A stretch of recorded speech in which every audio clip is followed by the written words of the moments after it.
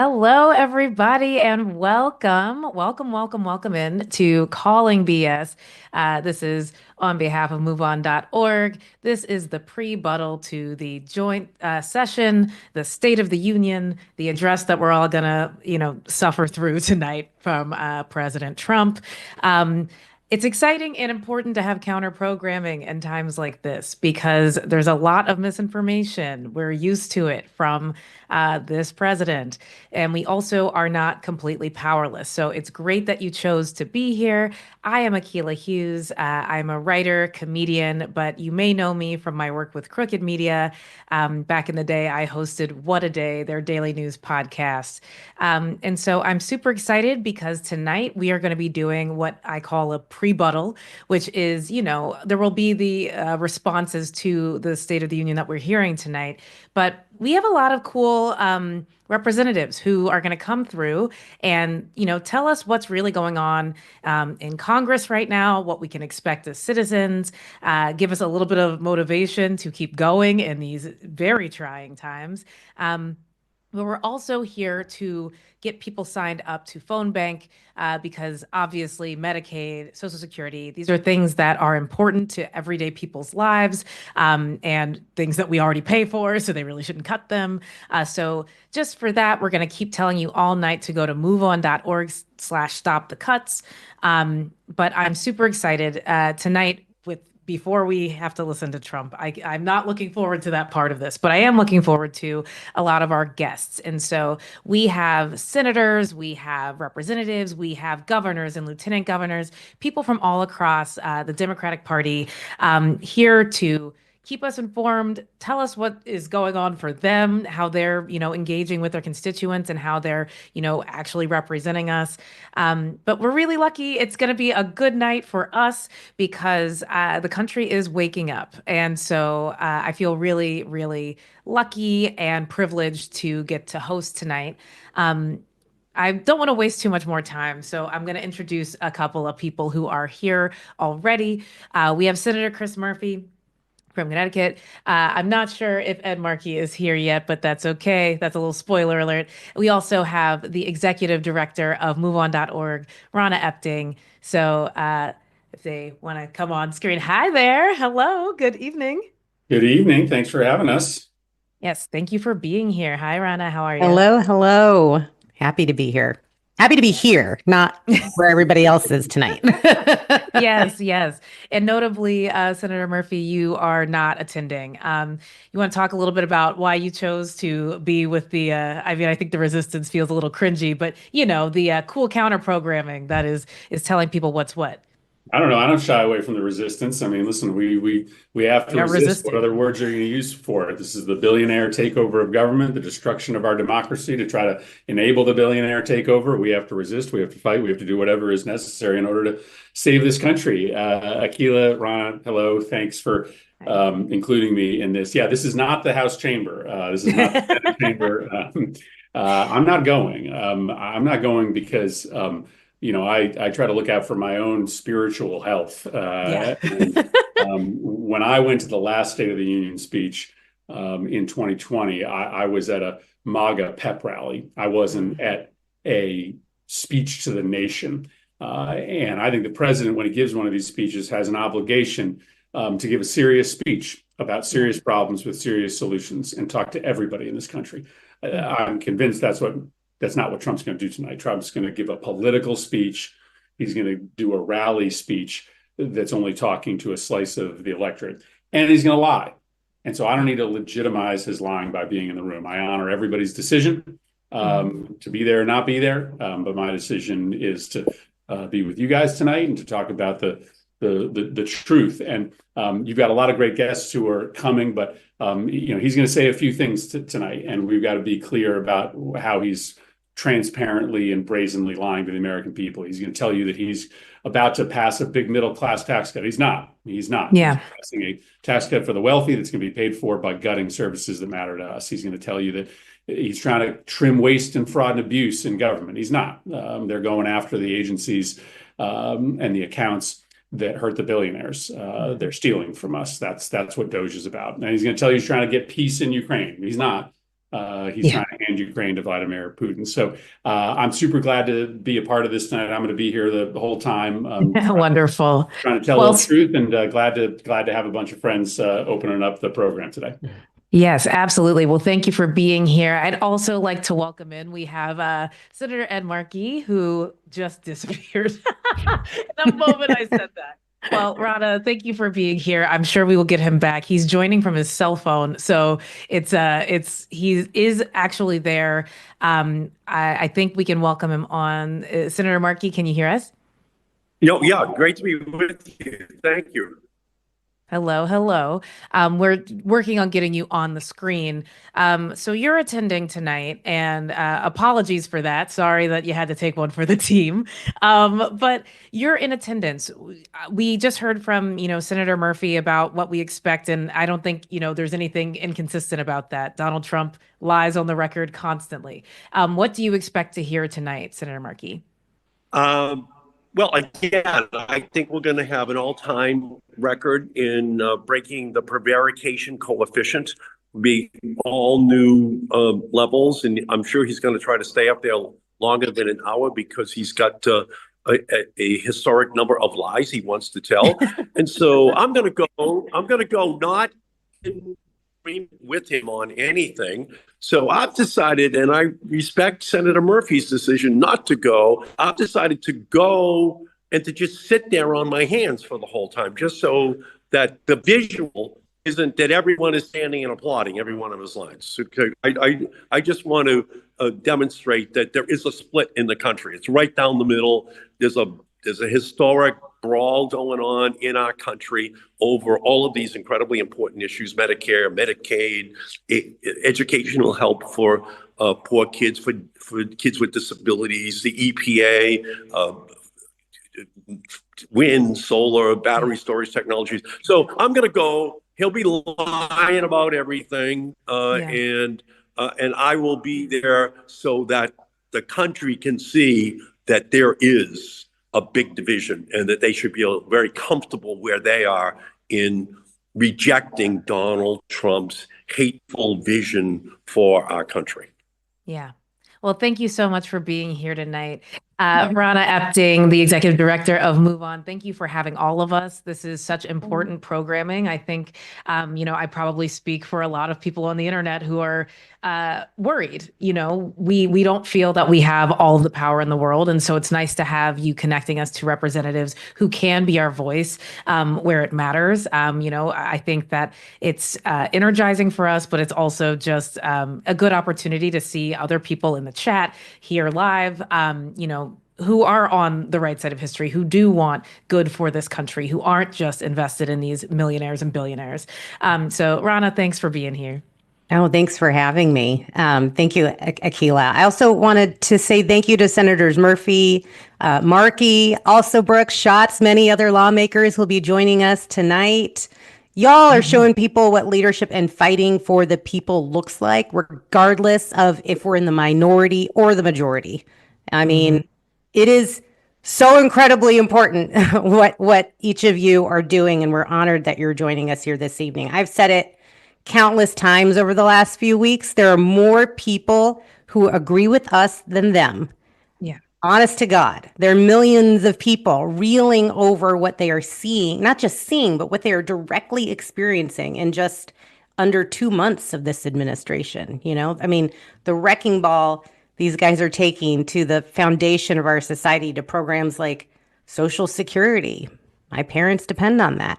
Medicaid, my sister depends on that. Food stamps, education, the weather service, and more. They're like taking a wrecking ball to this. It's cutting across race, class, geography, political ideology, you name it. Like, they're doing it to line their own pockets, as Senator Murphy said, and consolidate their power. And it's just massively unpopular. I'm talking to people all over this country, and people aren't just upset. They're enraged.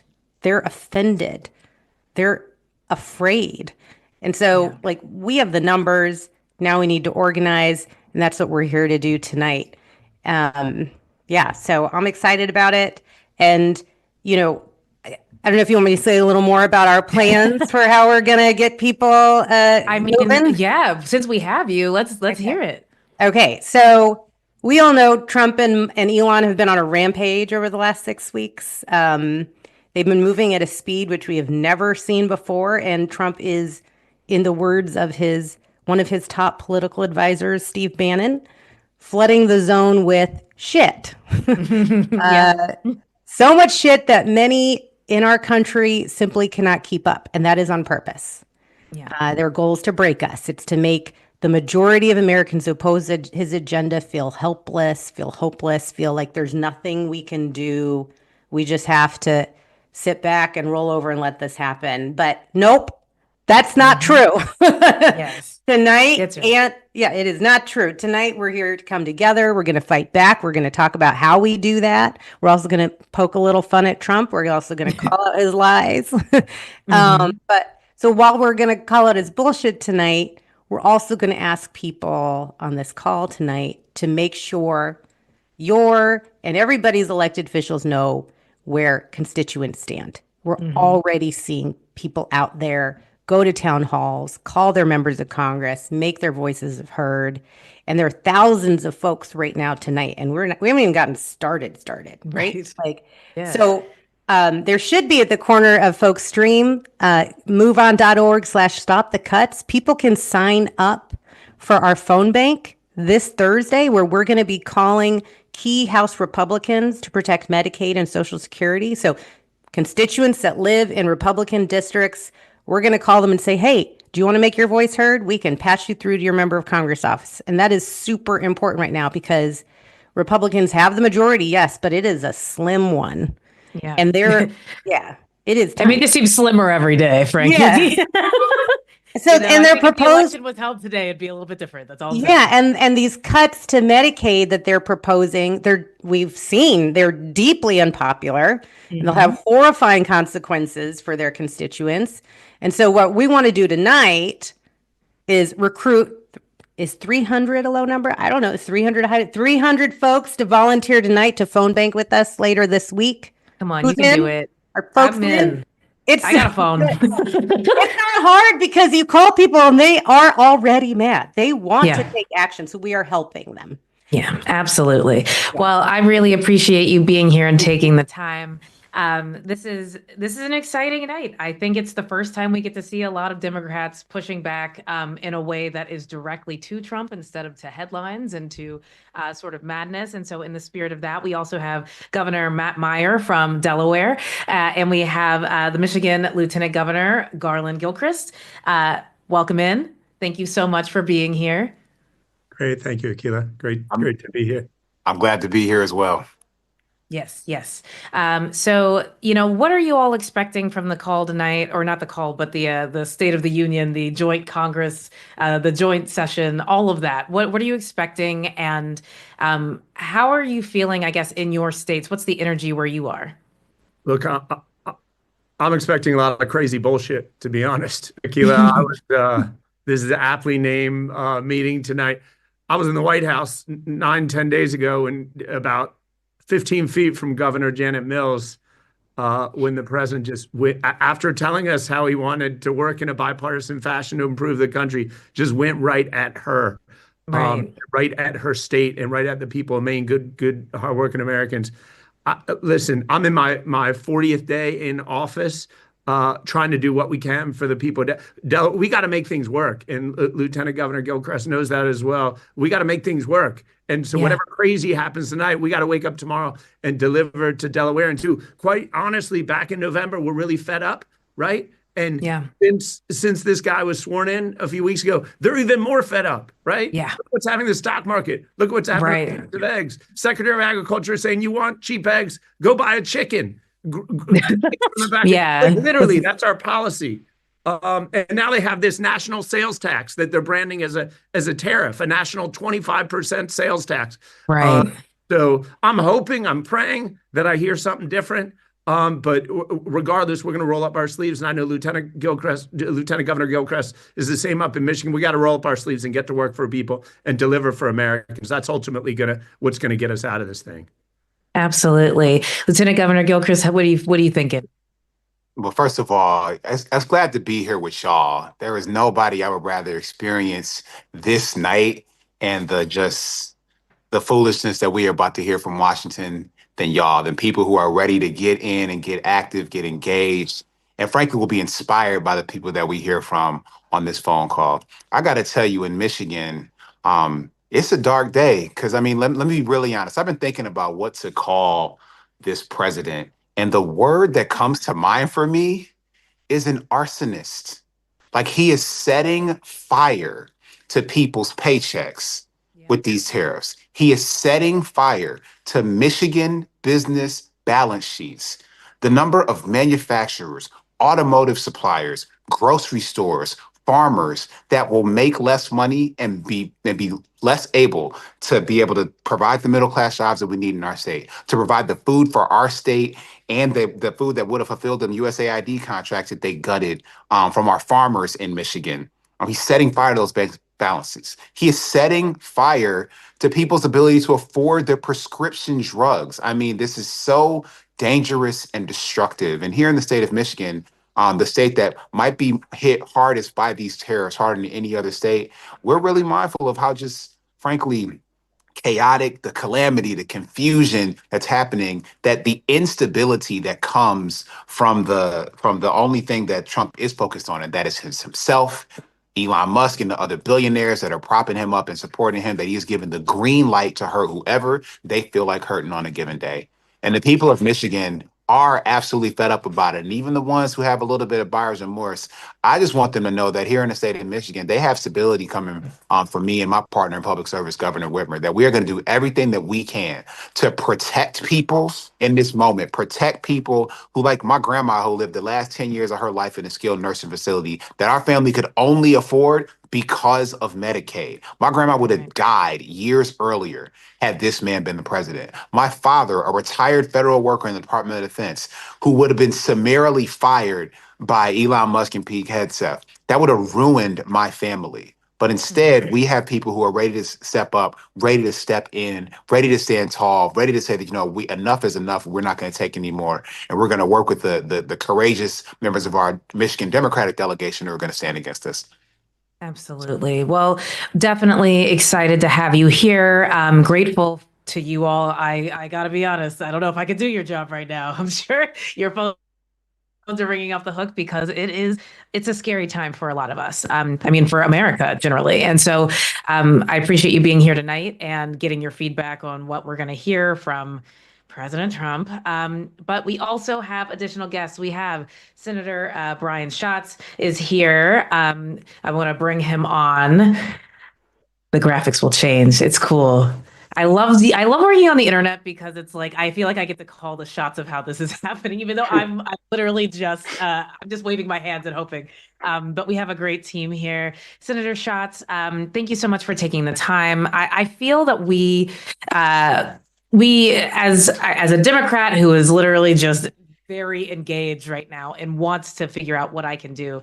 Thank you for being on the front lines of this. But yeah, what's your feeling tonight? You are also avoiding attendance, which I appreciate. Yeah, I mean, first of all, thank you for doing this, and thanks to all the volunteers and organizers and elected officials, everybody. Look, the State of the Union is the president's night, right? And so there's not a lot we're going to be able to do in terms of breaking through with the rest of the public.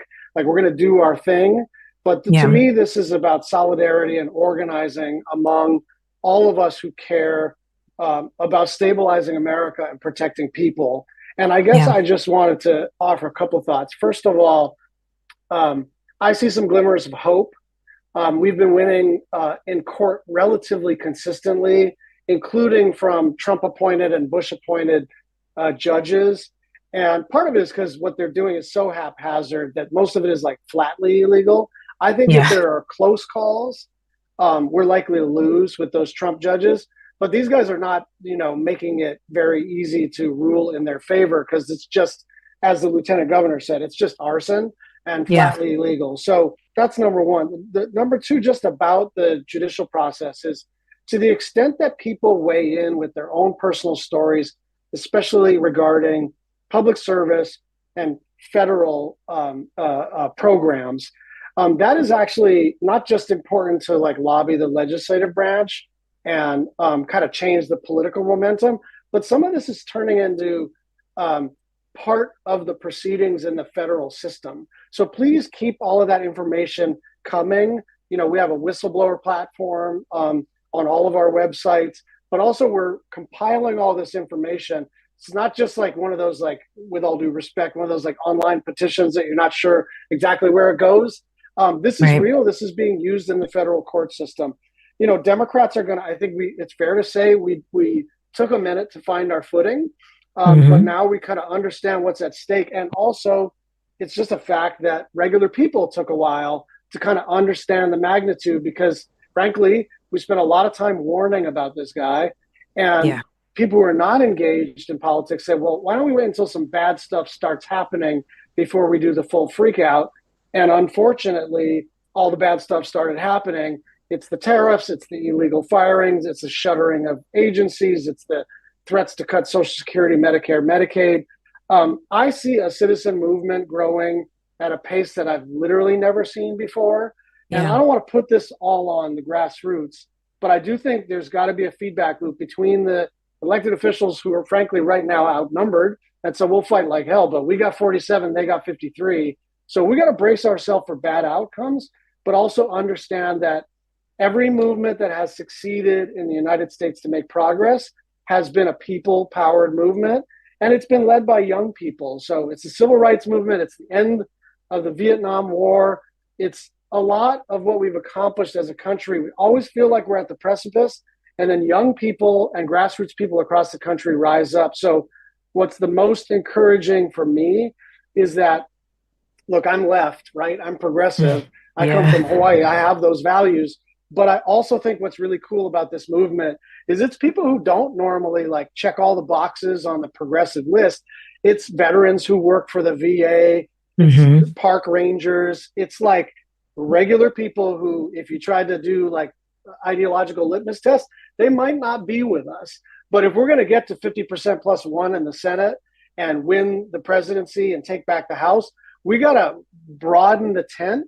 And I see that happening, organically, as well as sort of through and with organizations like MoveOn. So I just want everybody to understand, it's not that I'm not alarmed. It's not that I'm, chill about this. But I do think that, as you pointed out, Akila, like these people depend on despondency. They want us to feel like we're cooked.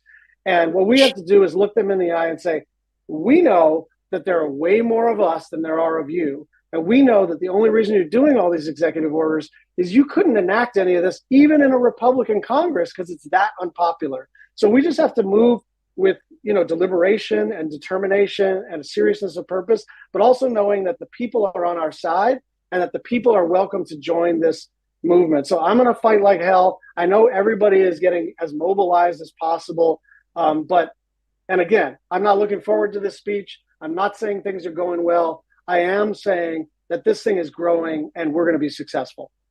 Absolutely. And you're right. I mean, this is a moment for all of us, I think, to wake up, to be aware of the fact that we are not just alone in our houses feeling that something is incorrect and something is wrong here. And so I think counter programming. Oh, let me fix it.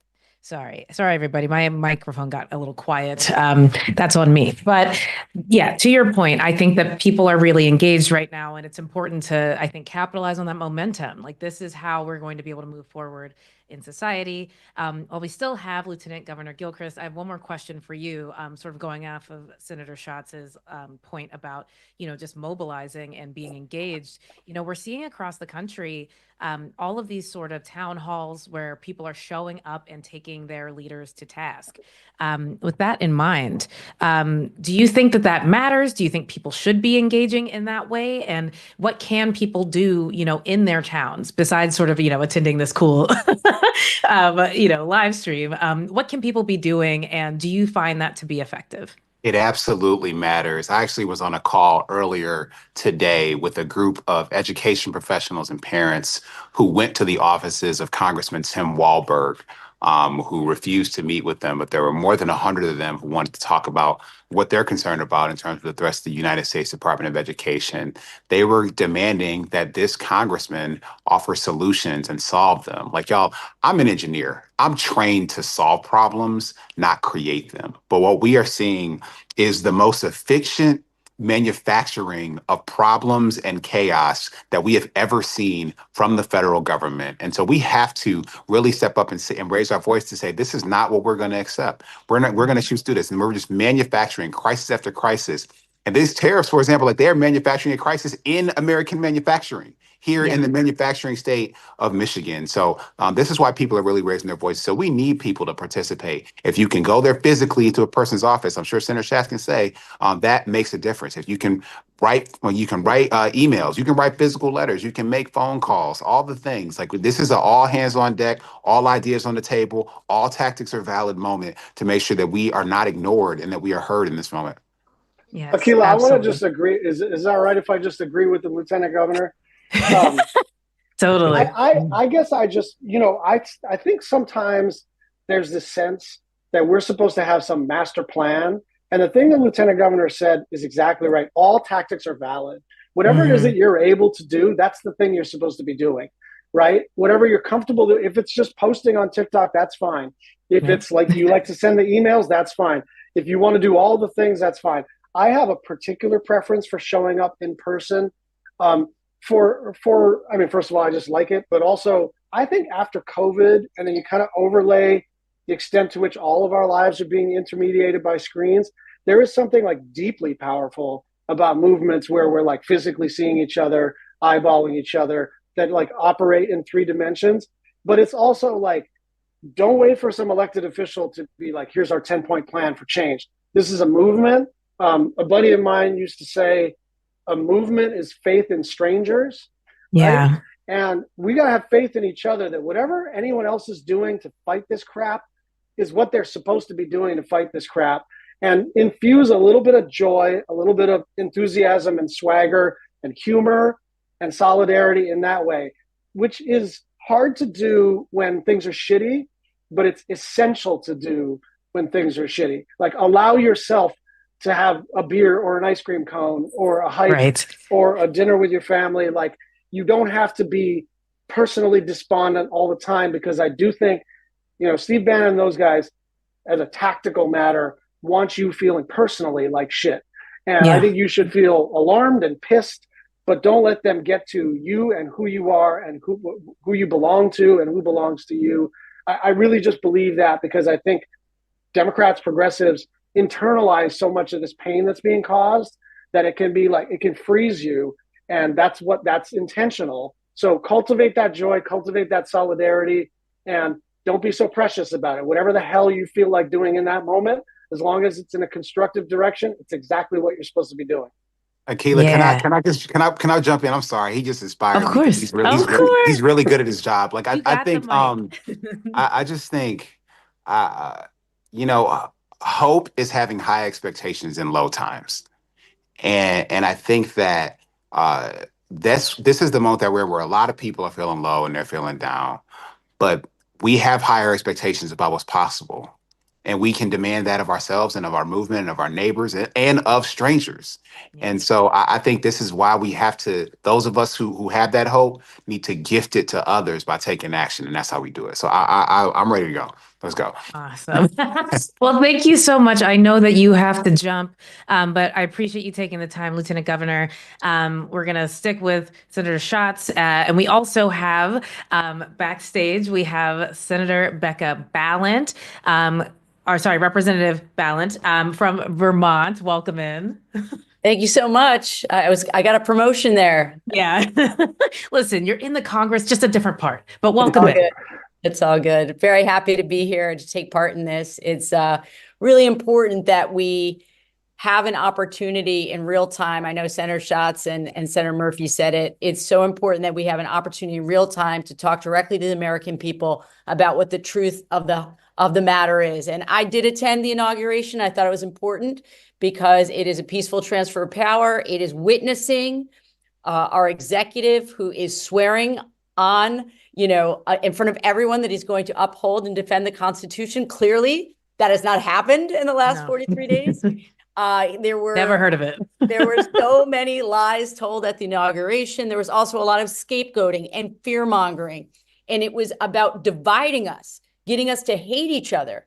And it's going to be more of the same tonight, except with, smug JD Vance right behind him. Ugh. And I just have to say, coming off of what happened on Friday in the Oval Office with President Trump and JD Vance treating our ally so disparagingly, so disgustingly, turning us away from our allies in Europe, essentially, throwing our lot in with Russia and North Korea. It was sickening to me. And the thought of sitting in that chamber after he did that on Friday, I just couldn't do it. Just couldn't do it. So I'm very happy to be here tonight. And it is, so far what we've seen is this is an administration that is about grift, graft, and gimmicks. That's all they've got. That's all they've got. And Senator Schatz was absolutely right. Others have said it. If he had the power to actually pass his legislative agenda, he would be bringing bills to Congress to do that. And he can't. And so I always say, people ask, well, what kind of power do we have in the House?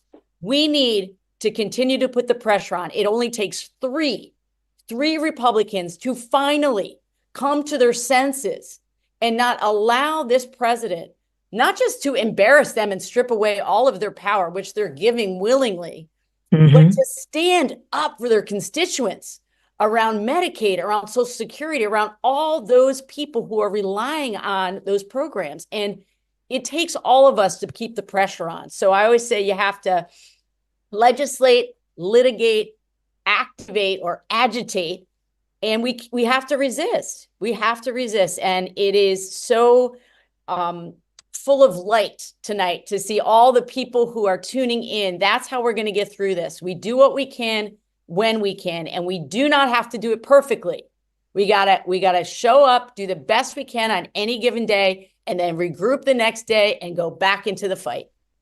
Yes, absolutely. Which is a perfect time for me to do another little call to action. MoveOn.org/stopthecuts. That is where we're trying to get you all. If you have time, you have a phone, and you have passion, call people. We're phone banking, trying to get people involved. We're trying to get people involved to, reach out to their representatives and to make a point that Medicaid and Social Security are not something that the government can just take away.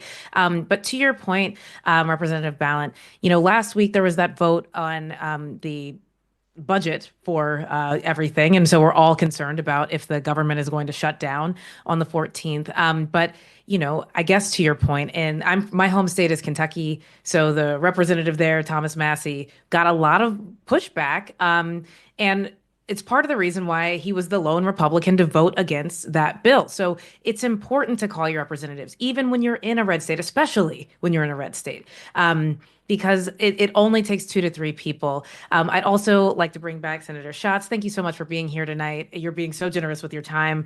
I guess the question on everyone's mind is, how are you all sort of navigating all of this?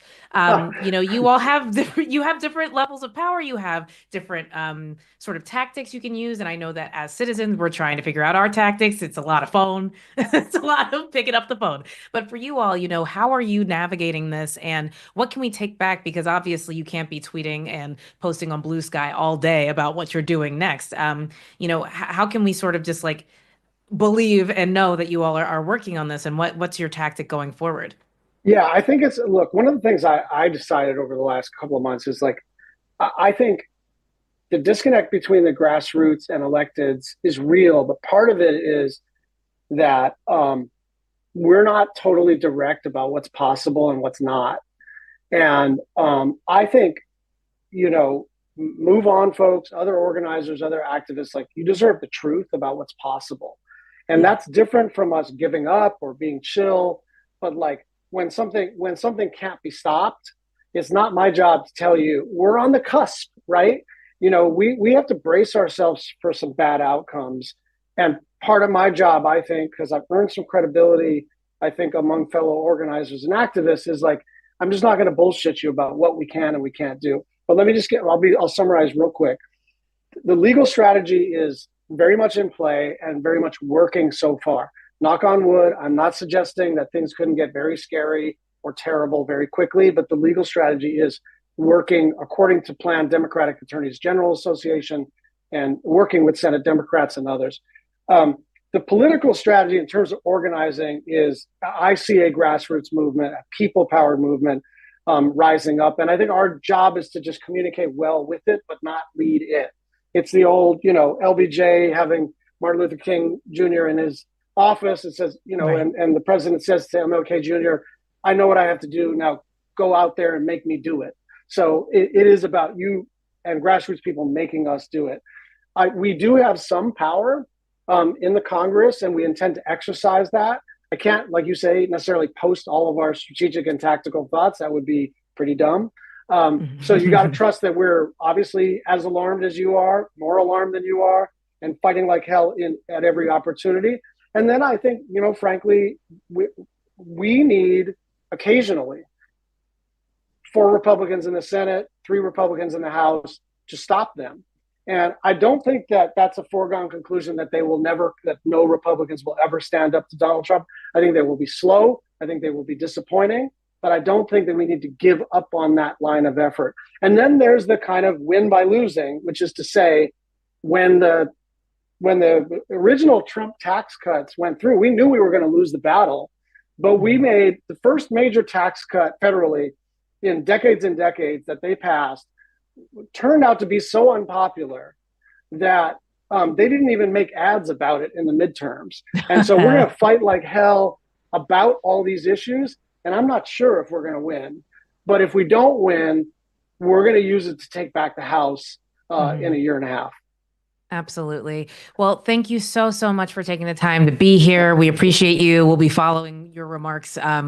Obviously, we're all going to just be reeling tonight. There's a lot of expectation, and it is not necessarily positive expectation for the president. So thank you again, Senator Schatz. While I still have you, Representative Ballant, I want to talk a little bit about what your message would be to Republican lawmakers right now, because I think that they are listening. Their constituents are showing up and yelling at them in their face. And I don't think that they're used to that sort of pushback, especially under this president. Yeah. So what would you say to them? Something I said on the floor of the House the other day, I was speaking directly about what had happened with Ukraine. And I said, aren't you embarrassed by what you've become? Did you ever imagine that you would be standing with dictators, that you would be standing with Putin and against our allies? Aren't you embarrassed that you are not showing up for the people who sent you here to do work on your behalf? They deserve so much better. Yeah. Those constituents deserve so much better than what they're getting. And, what is so difficult in this moment is seeing people who either can't find their courage or are so consumed by the lies that they have told for years on behalf of this man that they don't know how to get out of the trap that they're in. Or they're so craven for power that they're willing to do anything and say anything so they don't run afoul of President Trump and the amount of bootlicking he requires from them. Yeah. And it doesn't have to be this way. And something that I have said to them individually, you have to jump together. You cannot allow him to pick you off one by one. You have to find your courage, because they'll all tell you privately they can't stand the guy. They don't respect the guy. But when push comes to shove, and that's the reason why I couldn't go tonight. Push comes to shove, what I saw at the inauguration is all those people who I know are talking trash about him, are standing up, fawning over his stupid ass comments about the Gulf of America. Right. It's painful to watch. So it's only going to take us, turning 3 of these people back towards their courage to change this. But until that happens, we have to be the light. We have to put the pressure on. And, we get our courage from everybody who's out there right now. Don't give up on this 250-year-old project of democracy. Don't give up on it, but it only works when we are engaged. Absolutely. Absolutely.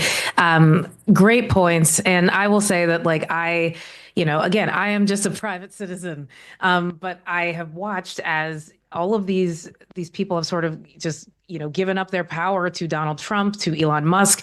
They're allowing this to happen. And, that maybe it's a fear that they're going to get primaried. They're going to lose their primary if they don't stand up for the American people, point blank, period. Like, people are tired. People do not want this to be, more of the same, which is lying and, taking money out of their pocket and, trickle down economics and whatever else. So, you make really good points. We also have Senator Chris Murphy back. Thank you so much for being here.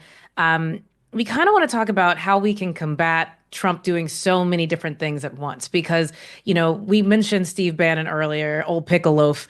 That's what I call him. We mentioned old pickle loaf and what he thinks is a good strategy, but it is dividing our attention. And so how do we, come up with our clear, concise message to move forward? Because I think people are exhausted. Yeah, I mean, listen, to me, almost everything is part of the same story. Almost everything can be understood through the prism of the billionaire takeover of government, the oligarchy plus the kleptocracy, right? The billionaires stealing from us. You can look at what happened over, the course of last week with Ukraine, and you can think that that's a separate story about national security, but it's not, right? It's not. How do you legitimize kleptocracy? How do you legitimize despotism? Well, you make it look like our closest allies should be the despots instead of the democracies. You make the democracies abroad look weak and feckless, and you lionize people like Vladimir Putin. And so if Putin becomes a little bit more normal, right, is brought into the mainstream conversation, then all of a sudden people think a little bit differently about what Trump is trying to do here to empower a bunch of billionaires like they do in Russia, to destroy the rule of law like they have done in Russia. What's the minerals deal about, right? Why is the only thing he care about a minerals deal? Well, guess what? Right. There are really rich billionaire friends of Donald Trump that extract minerals that could make a lot of money. So, I get it that there's a lot of different things happening at once, but almost all of it is part of this same story. Almost all of it fits into this idea that the billionaires should be in charge. They should be allowed to steal from us. And because that is wildly unpopular, as Becca pointed out, they have to try to destroy democracy. So the only way they can get away with it is if they crush our ability to dissent, which they won't. But it's all part of that same tale. Yeah, absolutely. Well, thank you both so much for being here. I really do appreciate the time. I think I get a little bit more time with you, maybe one more question. And so I'm going to ask, I think, on behalf of the citizenry, we're going to hear a lot of lies in the next few minutes, or, he likes to bloviate. So we're probably going to hear a lot of lies for the next several hours. I'm curious. Oh, we're going to keep going until Trump starts, actually. So you're stuck with me. Uh-oh. But in any case, I guess I'm curious how in your own personal lives you all are keeping your head above water with this, because I keep coming back to the fact that it's a lot of things at once, right? Like the Medicaid of it all, the Head Start of it all, the international implications, right? Our closest allies hate us now. Everything is expensive. Everything is expensive. And so I'm sure you're hearing from your own constituents. What are their biggest concerns? And I guess if you have a message to them in the meantime, because this fight is going to take a minute, what would you say? I guess I'll start with you. Sorry, Representative Ballin. Thank you for being here. Oh, I really appreciate this question, because I think every Democratic member of Congress and, we're all hearing the same things, which is that our constituents are feeling overwhelmed. They're feeling anxious, very concerned, both financially and also really worried about the democracy itself. And will the democracy survive? I mean, I get asked that a lot. And, before this second Trump presidency, we were already in the midst of a national crisis of loneliness and disconnection. And I think the ground was ready for this kind of, anger and fury coming from the MAGA movement because people were already feeling so disconnected from each other. So the antidote right now is to do everything we can to reconnect with our neighbors, to reconnect with those organizations in our towns and our states that are doing good work on behalf of, our fellow Americans, but it's to not turn away.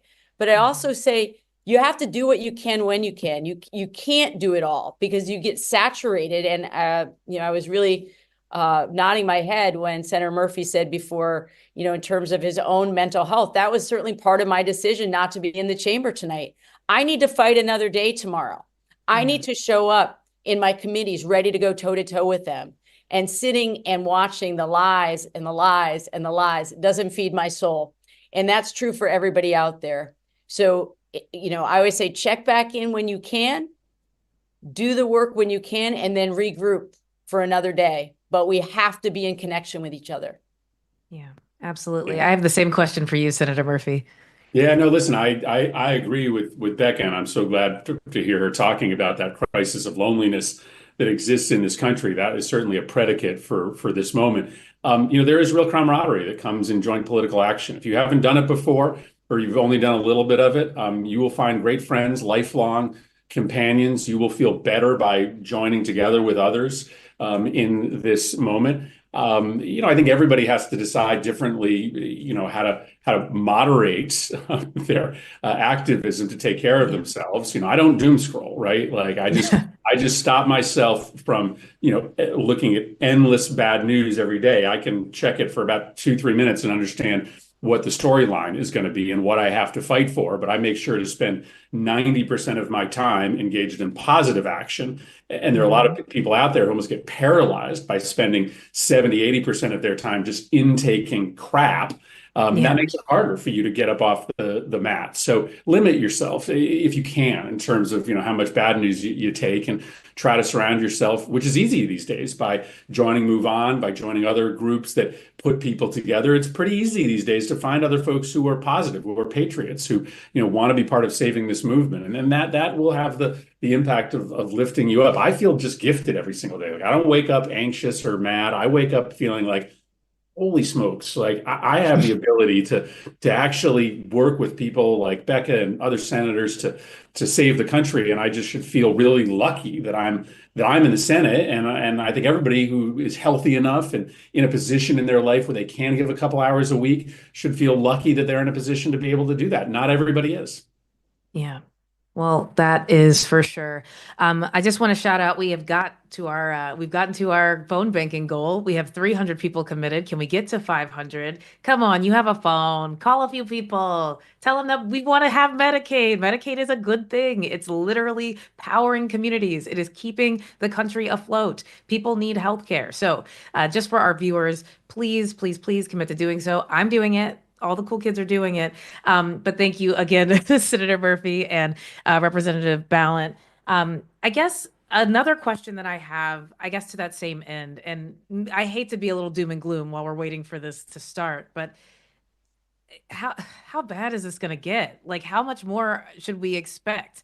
Like, the stock market crashed fully. You know what I mean? Like, we're in a time where people don't know what to expect. And so I hate to put this pressure on you because I'm sure you're asking the same question. What's it really gonna take? But yeah, like, I guess when's the moment we should be ready to like jump? When should we be in the streets? We want the energy and we want to know. We want to be, I guess people want to be ready. Well, it got dark the first time. We literally plunged into a pandemic in part because of this mismanagement of the Trump administration that ended up with our economy, our schools, our lives being shut down and millions of people dying. I don't know that it has to get that bad again, but yeah, it's going to get dark again. The economy, if these tariffs hit and Medicaid gets gutted and these layoffs continue, is going to be in really rough shape. Vulnerable populations in this country are going to continue to be scapegoated, and we're going to have to do our work in each one of our communities to lift them up out of the shadows. But it still is up to us. It still is up to us. Remember, what he's trying to do is to convince you that you should stay home, right? That Right. that you shouldn't come out, that it's going to get so dark and it's so miserable and it's so hopeless that it's not even worth it. And like that's not true. That's the biggest lie. Like of all the lies he tells, the biggest one is kind of the unstated lie that the moment is too big for the people to have anything to say or anything to do about it. And the genius of America is that until the thing is over, the people are still in charge, and we still have the ability to show up to their town halls, to show up to their offices, to engage in traditional political action, which I hate to tell you is still the most effective tactic, volume and presence, to save this thing. So yeah, it's gonna get rough, but it got pretty rough last time, and the only way that it stays rough and it stays dark is if we let him believe that we're powerless. We are not. Yeah, I agree. absolutely. I completely agree. And we have to work the muscles of dissent and protest. And so somebody at one of my own town halls that I gave in Vermont asked me, well, what are we going to do if Trump doesn't just test the boundaries of what is legal, but what if he openly defies the Supreme Court or federal court? What will we do? And I said, we will take to the streets. Yeah. We will take to the streets. And he said, well, I thought you'd have a different answer. I was like, no, there's no other answer. We are the democracy. We are the ones that make this happen. And so at some point, I think people are going to understand that it isn't just the bad things aren't just happening to some other distant people. The bad things are happening to people in their own communities, in their own families, to that organization that they relied on, to that higher education institute in their community that was helping with all kinds of research. But it oftentimes, this is our sort of our fatal flaw as humans, that until we see it up close, we don't understand the gravity. And so I think that's why it's so important for us to be on this call to say, yeah, things are really serious right now, but they're not hopeless. Right. That's why we're here, to say we're not hopeless. And there are millions and millions of people who feel as you do, people who are tuning in, and that the senator and I have many, many colleagues in Congress that are fighting the good fight every day. So we don't feel alone either. I just want to foot stomp something that Becca said, right? This idea of political action being a muscle, because there's like a little bit of a debate that's playing out right now. It's like, should you hold back, right? Kind of collect and reserve political power and then like pounce when the moment's right. There's this James Carville piece where he says Democrats should kind of do nothing and let them fail. They may fail, right? They will likely collapse a whole bunch of stuff, but that doesn't mean that we can't view political action as a muscle, which is, I think, the right way to view it. One that if you exercise it every day, gets stronger. Hey, you don't, if you want to make your body strong, you don't just sit limp and then one day go out and try to pick up a big rock, right? You work out every day, right? You pick up that rock, a little bit bigger rock every day. That's what political action is. And again, not everybody needs to act every single day, but as a movement, we need to demand that we are engaging in some kind of action. And certainly those in leadership have to be acting and speaking truth to power every day, but it really is a muscle. It gets stronger the more that you use it. Yeah. I mean, that's very helpful to remember. I think that it is easy to be, it will just become the end of the day and you've just doom scrolled and you've done nothing and then you feel even worse about it. So I think phone banking helps. I think that, connecting with the people in your community, something that we're doing in my neighborhood, just candidly, is that we all got Costco memberships. And so we're like buying one thing and then like trading stuff. It doesn't have to be that dire yet, but we're prepared. And so, it helps to know your neighbors because they might be the ones on toilet paper duty and you might need that. Well, we still have a few more minutes with you all. I wanted to get your take on something that Trump asserted today on his social network, which was that he's pushing back against protests that he deems illegal on college campuses, saying that people will be deported, they'll be immediately expelled. And I think that when it comes to talking about being in the street, there is this fear, right, that, if he has all of these people on his side, then we may have a police force that it can be lethal to protesters, that we can have, people and a government that says that's okay.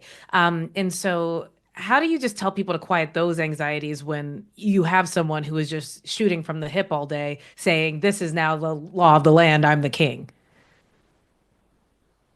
Yeah, I mean, listen, this is the game that they are playing. They are trying to make people feel as if there is some danger to acting, in protest of the government. And it's not just what he said today. It's the, endorsement of political violence. It's the stuff that's happening with the U.S. Attorney in D.C. who's sort of threatening members of the House and anybody who's criticizing Elon Musk. But what do you do to a bully, right? What do you tell your kid to do to a bully who's making all sorts of threats? You stand up to him, right? And those bullies generally back down, fall down, start crying when you actually stand up to them. So what do we do to this bully who's sort of telling us that we can't engage in peaceful protest? Bullshit. We protest. And I'm not saying somewhere around the country that might not get a little hairy if some MAGA sheriff, decides to do something silly, but you are going to still be able to protest your government when you show up. You are going to be protected. They want to make you think that you won't be, so you sit home, but you are going to be protected. And you just can't let them spin this narrative that somehow the rules are different. Yeah, absolutely. Well, I want to go ahead and thank you both for being here. This has been really helpful to me. I know that we have 12,000 live viewers right now. Obviously, there will be more as the night goes on. There were more earlier as well. But I appreciate you all taking the time because I think that it can feel really isolating and like we don't know what's happening. And, I'm leaving voicemails and are they being heard, And so I do take a lot of hope from you all being there representing us. It's important, the work that you do. Please keep fighting for us. I know you will, but I'm going to say it. Donald Trump is now entering the chamber. Melania looks like she's being held hostage as always. Miserable. Yeah. I mean, everybody looks miserable. But I do think that this is tough. I guess we want to ask one more question about showing up. And we talked a little bit about this earlier, Senator Murphy, but I don't think I got your take on it, Representative Ballant. So people are showing up to these town halls and they are griefing these Republicans. From the moment they take the stand and they start talking about how great Doge is, it's loud boos. Do you think that that's effective? Obviously, these aren't paid protesters. A lot of them are Republicans who are shook about their benefits being taken away from them, things that they've paid into their entire lives. And so what do you make of those sorts of displays? And do you think that, do you think the Republicans are going to stop having these sorts of opportunities for us to come to them? Well, look, you had the Speaker of the House instructing the Republican conference to stop doing town halls. Yeah. To stop being accountable for your constituents. It's shocking. And then he said, they're paid protesters. They're all Democrats. No, look, they were shocked. You could see the looks on the faces of those Republican representatives. They couldn't believe that they wouldn't be hailed as heroes because they're all in their own sick bubble right now. Mm-hmm. And so it does matter to show up. Absolutely. And I think it is so revealing of the level of contempt that the Speaker of the House and Elon Musk and the president has for the needs of regular Americans who are just trying to make ends meet. It is just so brazen for him to say, you don't actually need to be accountable to your constituents. Don't hold any meetings. So, of course, you got to show up at their offices. You got to flood their offices with calls. You have to demand that they make themselves accessible. And as Chris said earlier, it is a tremendous honor for us to have these jobs. Every day when I walk from my apartment and walk to the Capitol, it takes my breath away to know that I have the opportunity to make positive change in people's lives. And I think many of the colleagues across the aisle who are serving at the feet of Trump have forgotten why they're here. And so, yes, I think we have to demand that they continue to do town halls. Absolutely. Perfect. Well, I think on that note, Donald Trump has made it to the stage. He has taken a very long, slow walk. I want to really thank you both for being here. Senator Chris Murphy, Representative Becca Balint. Representative Becca Balint, I appreciate you both for being here. I guess we have to suffer this very, very strange speech, but glad to have you here, and we'll hopefully speak with you soon. But thank you for all the work you all are doing. All right. Thank you. Thanks for having us. See you on the chat. Awesome. Wajahat Ali, we got Michael Ian Black, we got Golden Gate Blonde, Lauren Bishop, Kate Abu, Jessica Burbank, Liz Plank, Michael McHorter. Hello, everybody. We chatting through it. We're suffering through it with you. So let's get into it.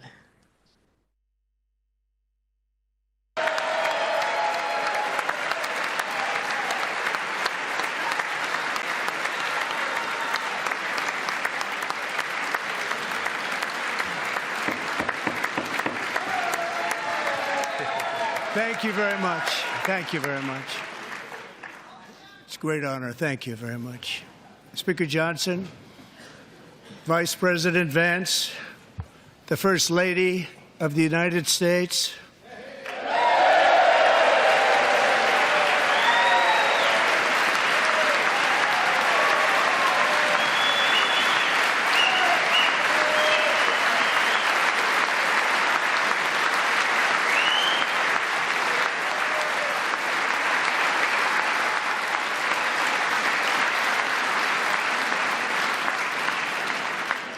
members of the United States Congress, thank you very much. And to my fellow citizens, America is back.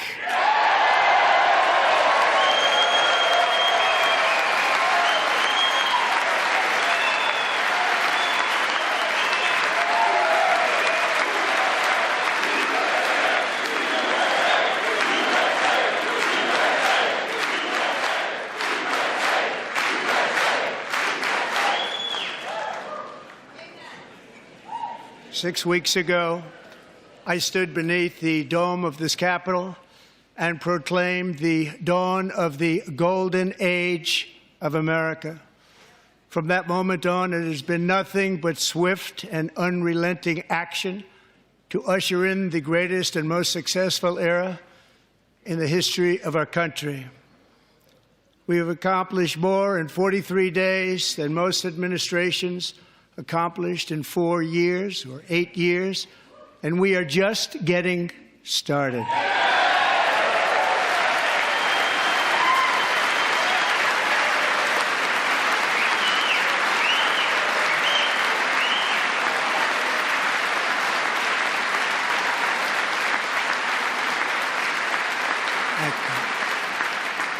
I return to this chamber tonight to report that America's momentum is back, our spirit is back, our pride is back, our confidence is back, and the American dream is surging bigger and better than ever before.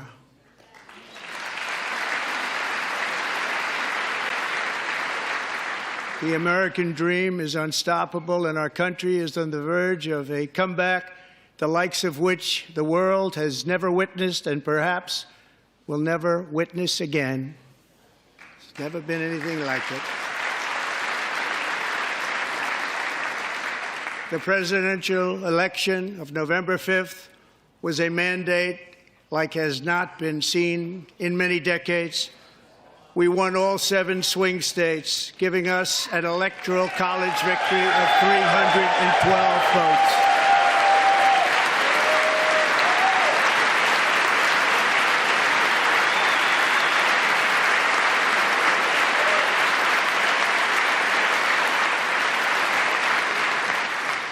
We won the popular vote by big numbers and won counties in our country.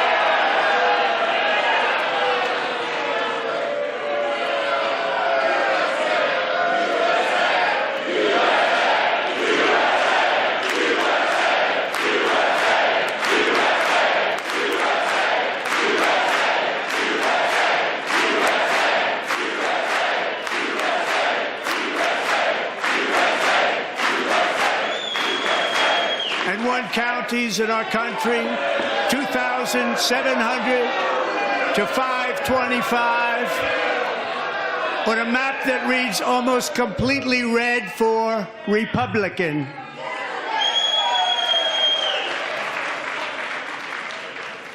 Now, for the first time in modern history, more Americans believe that our country is headed in the right direction than the wrong direction. In fact, it's an astonishing record, 27-point swing, the most ever.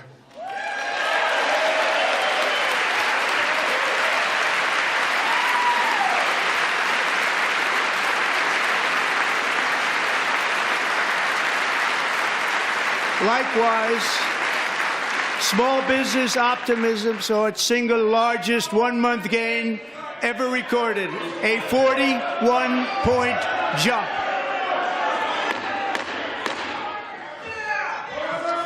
Members are directed to uphold and maintain decorum in the House and to cease any further disruptions. That's your warning.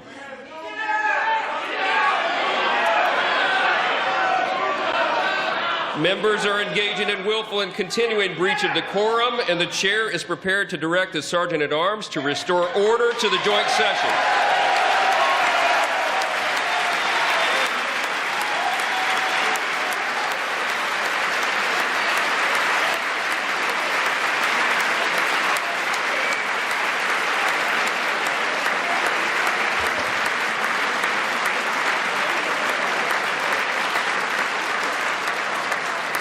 Mr. Green, take your seat.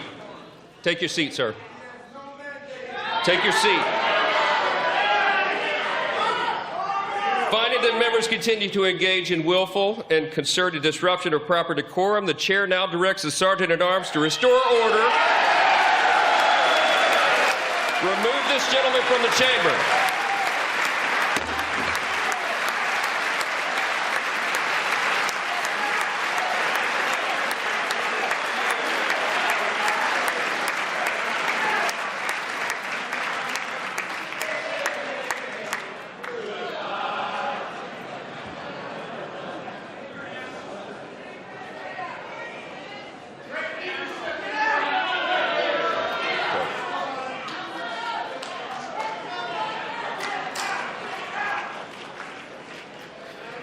Members are directed to uphold and maintain decorum in the House.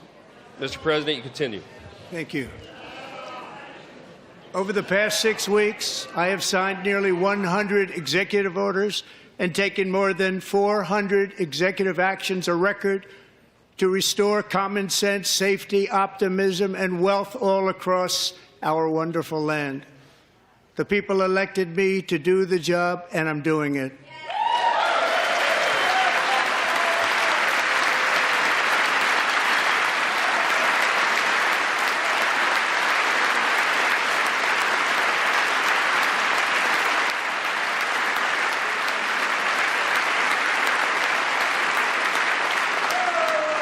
In fact, it has been stated by many that the first month of our presidency, it's our presidency, is the most successful in the history of our nation. By many.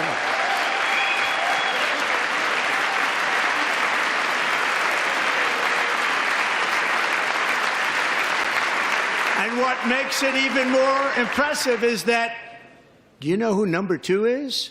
George Washington. How about that? How about that? I don't know about that list, but we'll take it.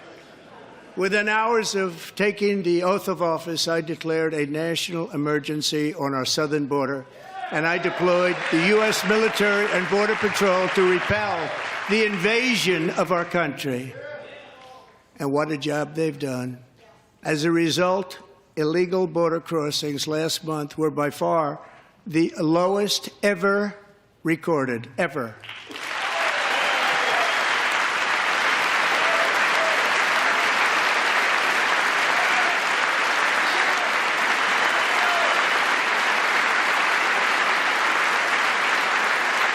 They heard my words and they chose not to come. Much easier that way.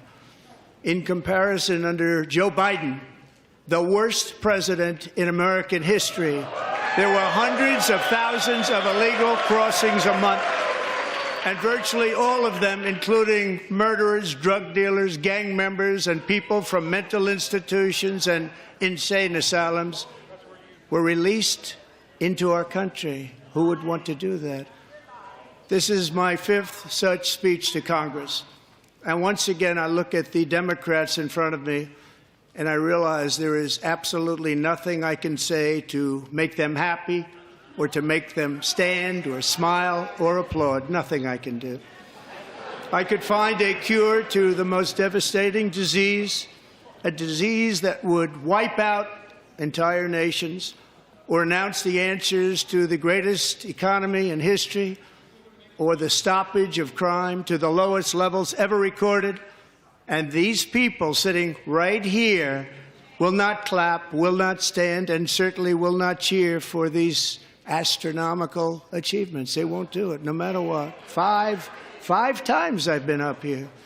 It's very sad, and it just shouldn't be this way.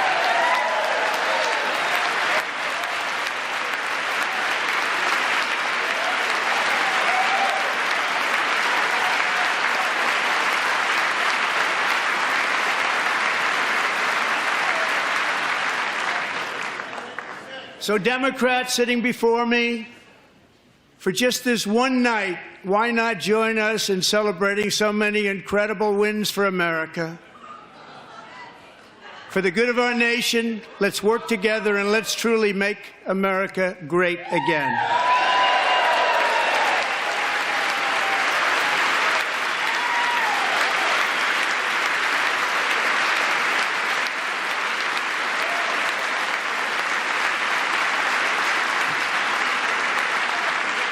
Every day, my administration is fighting to deliver the change America needs to bring a future that America deserves, and we're doing it.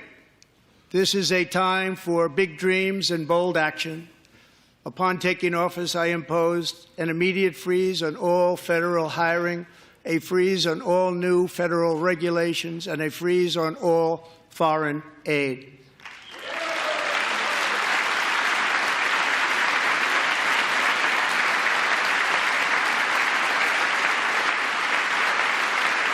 I terminated the ridiculous Green New Scam. I withdrew from the unfair Paris Climate Accord, which was costing us trillions of dollars that other countries were not paying. I withdrew from the corrupt World Health Organization.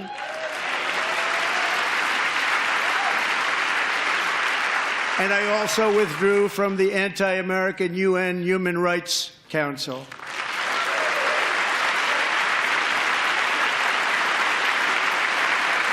We ended all of Biden's environmental restrictions that were making our country far less safe and totally unaffordable.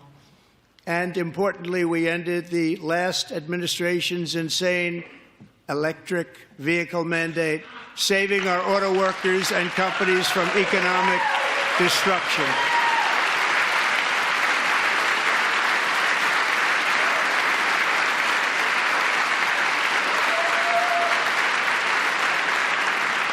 To unshackle our economy, I have directed that for every one new regulation, 10 old regulations must be eliminated, just like I did in my very successful first term.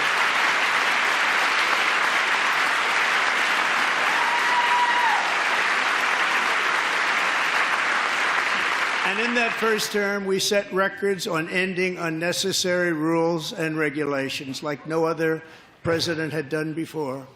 We ordered all federal workers to return to the office. They will either show up for work in person or be removed from their job.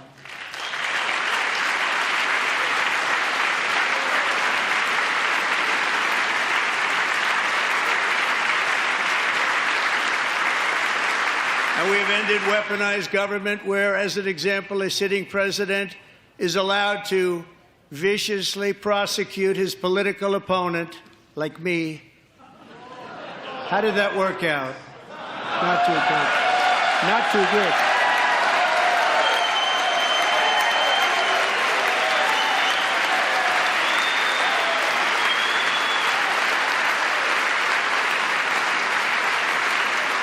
And I have stopped all government censorship and brought back free speech in America. It's back.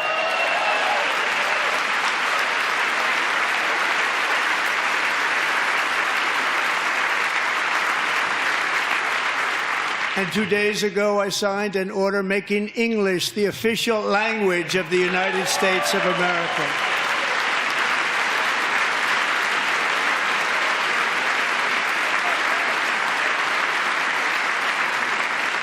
I renamed the Gulf of Mexico the Gulf of America.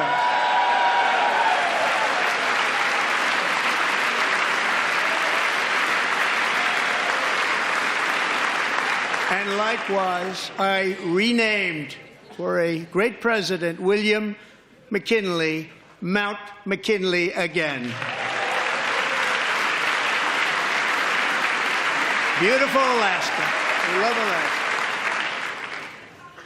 We've ended the tyranny of so-called diversity, equity, and inclusion policies all across the entire federal government and indeed the private sector and our military. And our country will be woke no longer.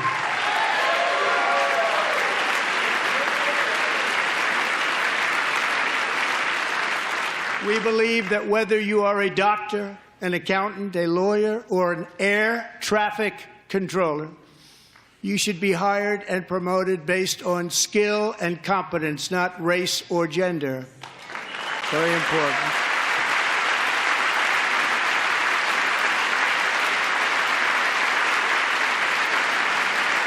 You should be hired based on merit. And the Supreme Court, in a brave and very powerful decision, has allowed us to do so. Thank you. Thank you very much. Thank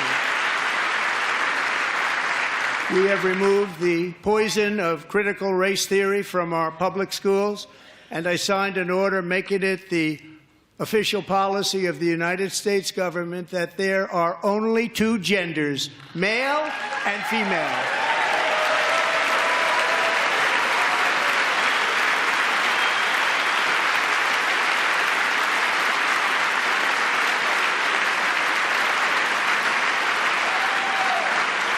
I also signed an executive order to ban men from playing in women's sports.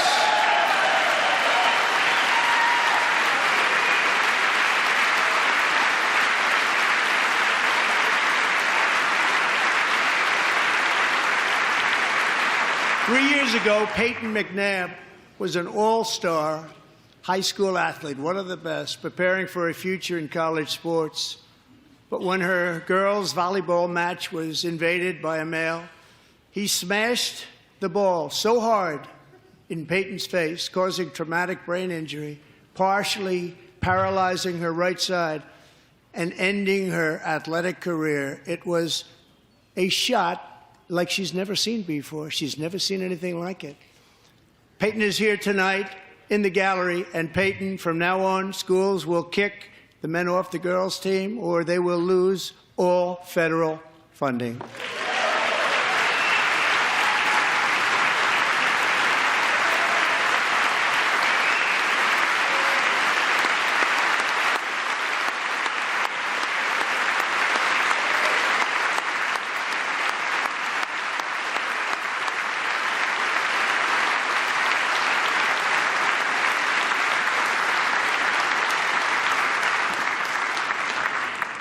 And if you really want to see numbers, just take a look at what happened in the women's boxing, weightlifting, track and field, swimming, or cycling, where a male recently finished a long-distance race 5 hours and 14 minutes ahead of a woman for a new record by 5 hours.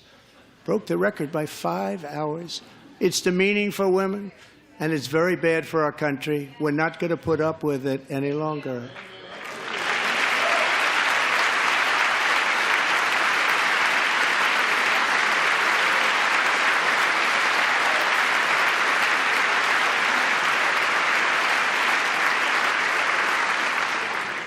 What I have just described is only a small fraction of the common sense revolution that is now, because of us, sweeping the entire world.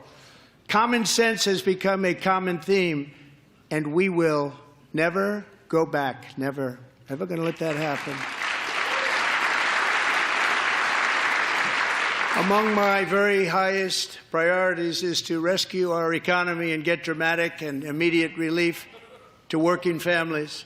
As you know, we inherited from the last administration an economic catastrophe and an inflation nightmare. Their policies drove up energy prices, pushed up grocery costs, and drove the necessities of life out of reach for millions and millions of Americans. They've never had anything like it. We suffered the worst inflation in 48 years, but perhaps even in the history of our country. They're not sure. As president, I'm fighting every day to reverse this damage and make America affordable again.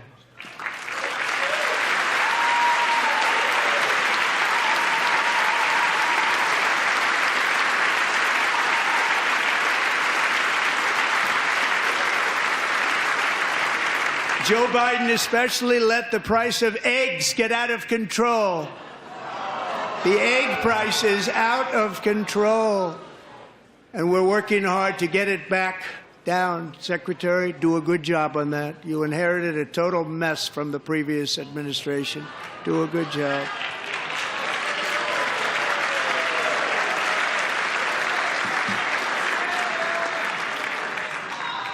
A major focus of our fight to defeat inflation is rapidly reducing the cost of energy. The previous administration cut the number of new oil and gas leases by 95%, slowed pipeline construction to a halt, and closed more than 100 power plants. We are opening up many of those power plants right now.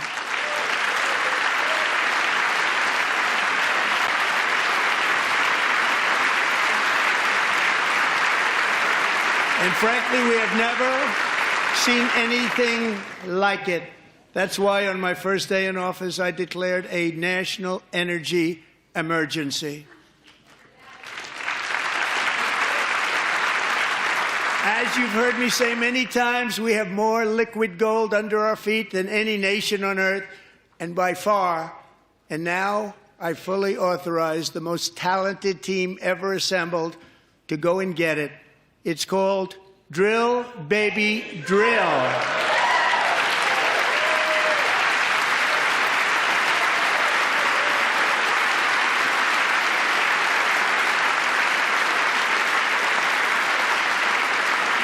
My administration is also working on a gigantic natural gas pipeline in Alaska, among the largest in the world, where Japan, South Korea, and other nations want to be our partner with investments of trillions of dollars each. There's never been anything like that one. It will be truly spectacular. It's all set to go. The permitting is gotten. And later this week, I will also take historic action to dramatically expand production of critical minerals and rare earths here in the USA.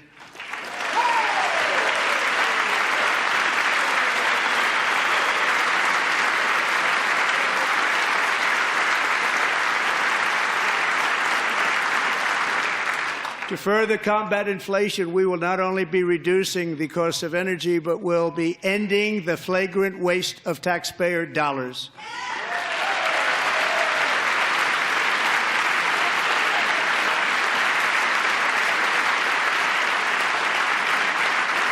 And to that end, I have created the brand new Department of Government Efficiency, DOGE. Perhaps you've heard of it. Perhaps.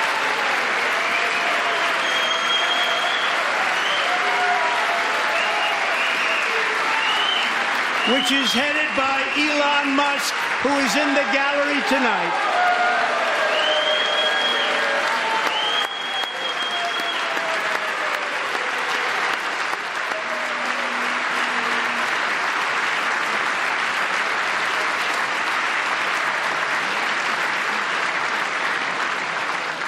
Thank you, Elon. He's working very hard. He didn't need this.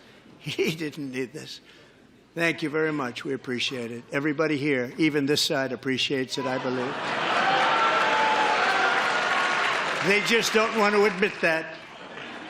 Just listen to some of the appalling waste we have already identified.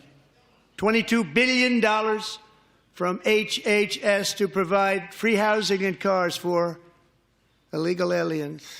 $45 million for diversity, equity, and inclusion scholarships in Burma. $40 million to improve the social and economic inclusion of sedentary migrants. Nobody knows what that is. $8 million to promote LGBTQI+ in the African nation of Lesotho, which nobody has ever heard of. $60 million for indigenous peoples and Afro-Colombian empowerment in Central America. $60 million. $8 million for making mice transgender. This is real. $32 million for a left-wing propaganda operation in Moldova. $10 million for male circumcision in Mozambique. $20 million for the Arab Sesame Street in the Middle East. It's a program. $20 million for a program. $1.9 billion to recently created Decarbonization of Homes Committee, headed up, and we know she's involved. Just at the last moment, the money was passed over by a woman named Stacey Abrams. Have you ever heard of her? A $3.5 million consulting contract for lavish fish monitoring. $1.5 million for voter confidence in Liberia. $14 million for social cohesion in Mali. $59 million for illegal alien hotel rooms in New York City. He's a real estate developer. He's done very well.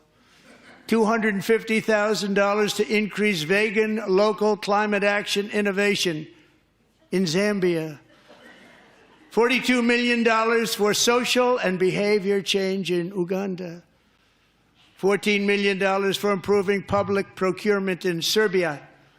$47 million for improving learning outcomes in Asia. Asia's doing very well with learning. We know what we're doing. We should use it ourselves. And $101 million for DEI contracts at the Department of Education. The most ever paid, nothing even like it. Under the Trump administration, all of these scams, and they're far worse, but I didn't think it was appropriate to talk about them. They're so bad. Many more have been found out and exposed and swiftly terminated by a group of very intelligent, mostly young people, headed up by Elon, and we appreciate it. We found hundreds of billions of dollars of fraud.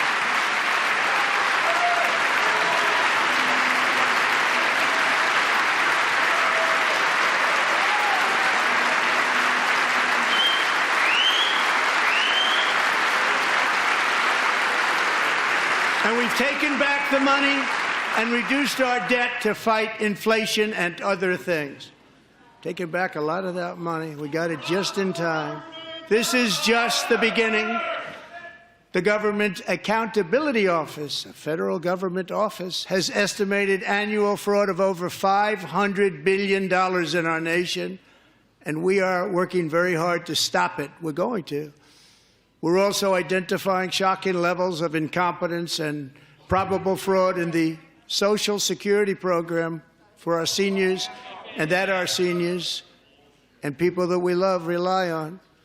Believe it or not, government databases list 4.7 million Social Security members from people aged 100 to 109 years old.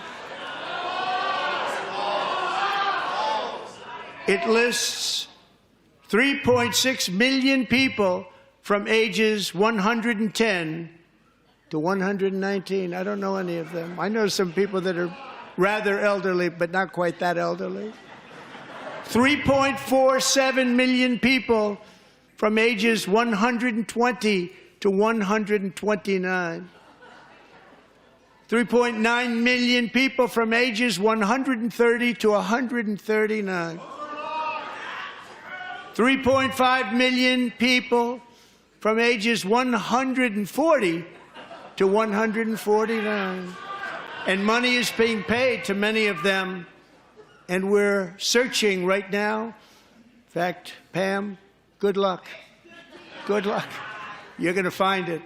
But a lot of money is paid out to people because it just keeps getting paid, and nobody does. And it really hurts Social Security and hurts our country. 1.3 million people from ages 150 to 159, and over 130,000 people, according to the Social Security databases, are age over 160 years old.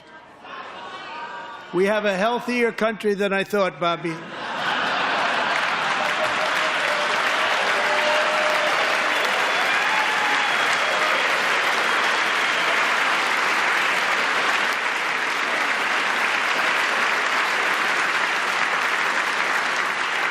Including, to finish, 1,039 people between the ages of 220 and 229, one person between the age of 240 and 249, and one person is listed at 360 years of age. More than 100 years older than our country. But we're going to find out where that money's going, and it's not going to be pretty. By slashing all of the fraud, waste, and theft we can find, we will defeat inflation, bring down mortgage rates, lower car payments and grocery prices, protect our seniors, and put more money in the pockets of American families.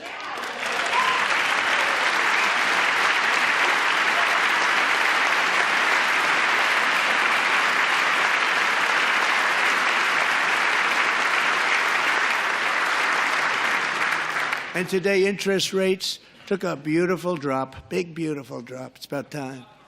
And in the near future, I want to do what has not been done in 24 years, balance the federal budget. We're going to balance it.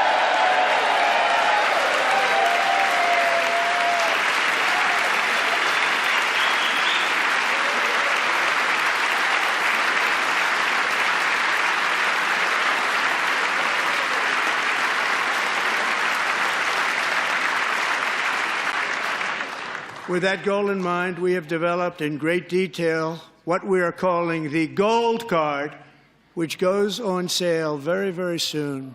For $5 million, we will allow the most successful job-creating people from all over the world to buy a path to U.S. citizenship. It's like the green card, but better and more sophisticated. And these people will have to pay tax in our country. They won't have to pay tax from where they came. The money that they've made, you wouldn't want to do that, but they have to pay tax, create jobs. They'll also be taking people out of colleges and paying for them so that we can keep them in our country instead of having them being forced out. Number one, at the top school, as an example, being forced out and not being allowed to stay and create tremendous numbers of jobs and great success for a company out there. So while we take out the criminals, killers, traffickers, and child predators who are allowed to enter our country under the open border policy of these people, the Democrats, the Biden administration, the open border insane policies that you've allowed to destroy our country. We will now bring in brilliant, hardworking, job-creating people. They're going to pay a lot of money, and we're going to reduce our debt with that money.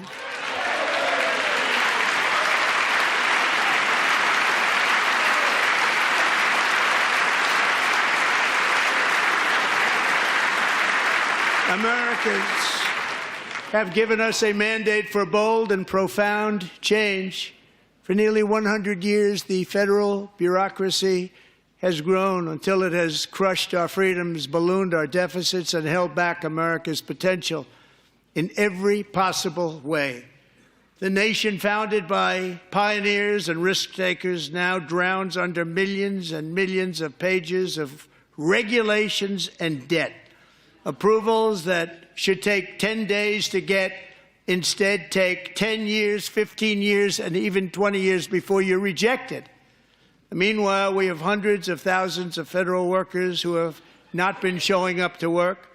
My administration will reclaim power from this unaccountable bureaucracy, and we will restore true democracy to America again.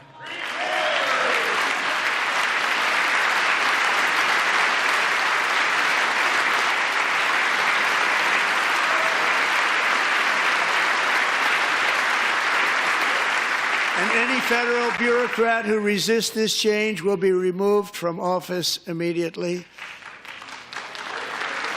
Because we are draining the swamp. It's very simple. And the days of rule by unelected bureaucrats are over.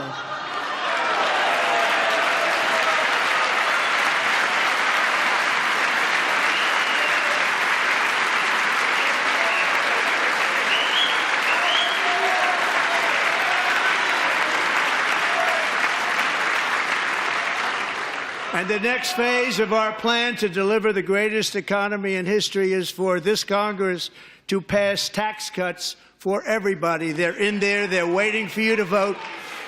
And I'm sure that the people on my right, I don't mean the Republican right, but my right here, I'm sure you're going to vote for those tax cuts, because otherwise I don't believe the people will ever vote you into office. So I'm doing you a big favor by telling you that. But I know this group is going to be voting for the tax.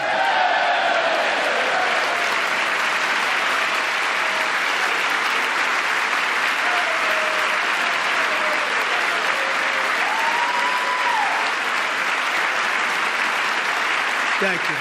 It's a very, very big part of our plan. We had tremendous success in our first term with it. A very big part of our plan. We're seeking permanent income tax cuts all across the board. And to get urgently needed relief to Americans hit especially hard by inflation, I'm calling for no tax on tips, no tax on overtime, and no tax on Social Security benefits for our great seniors.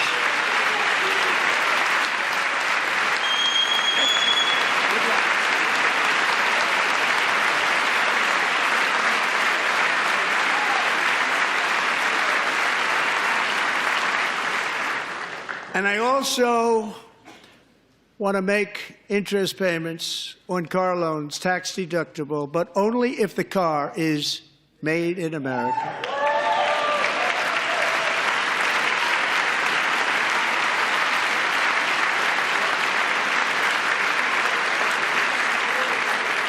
And by the way, we're going to have growth in the auto industry like nobody's ever seen. Plants are opening up all over the place. Deals are being made. Never seen. That's a combination of the election win and tariffs. It's a beautiful word, isn't it? That, along with our other policies, will allow our auto industry to absolutely boom. It's going to boom. Spoke to the majors today, all three, the top people, and they're so excited. In fact, already numerous car companies have announced that they will be building massive automobile plants in America, with Honda just announcing a new plant in Indiana, one of the largest anywhere in the world.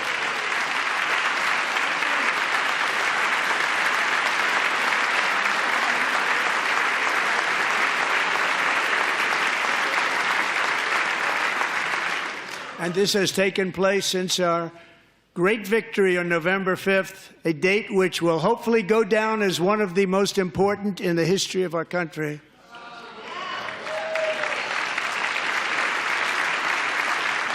In addition, as part of our tax cuts, we want to cut taxes on domestic production and all manufacturing. And just as we did before, we will provide 100% expensing. It will be retroactive to January 20th, 2025. And it was one of the main reasons why our tax cuts were so successful in our first term, giving us the most successful economy in the history of our country. First term. We had a great first term.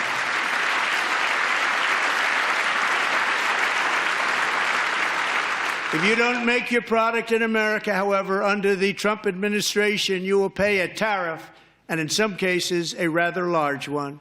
Other countries have used tariffs against us for decades, and now it's our turn to start using them against those other countries.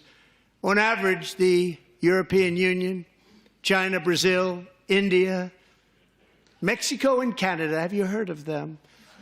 And countless other nations charge us tremendously higher tariffs than we charge them.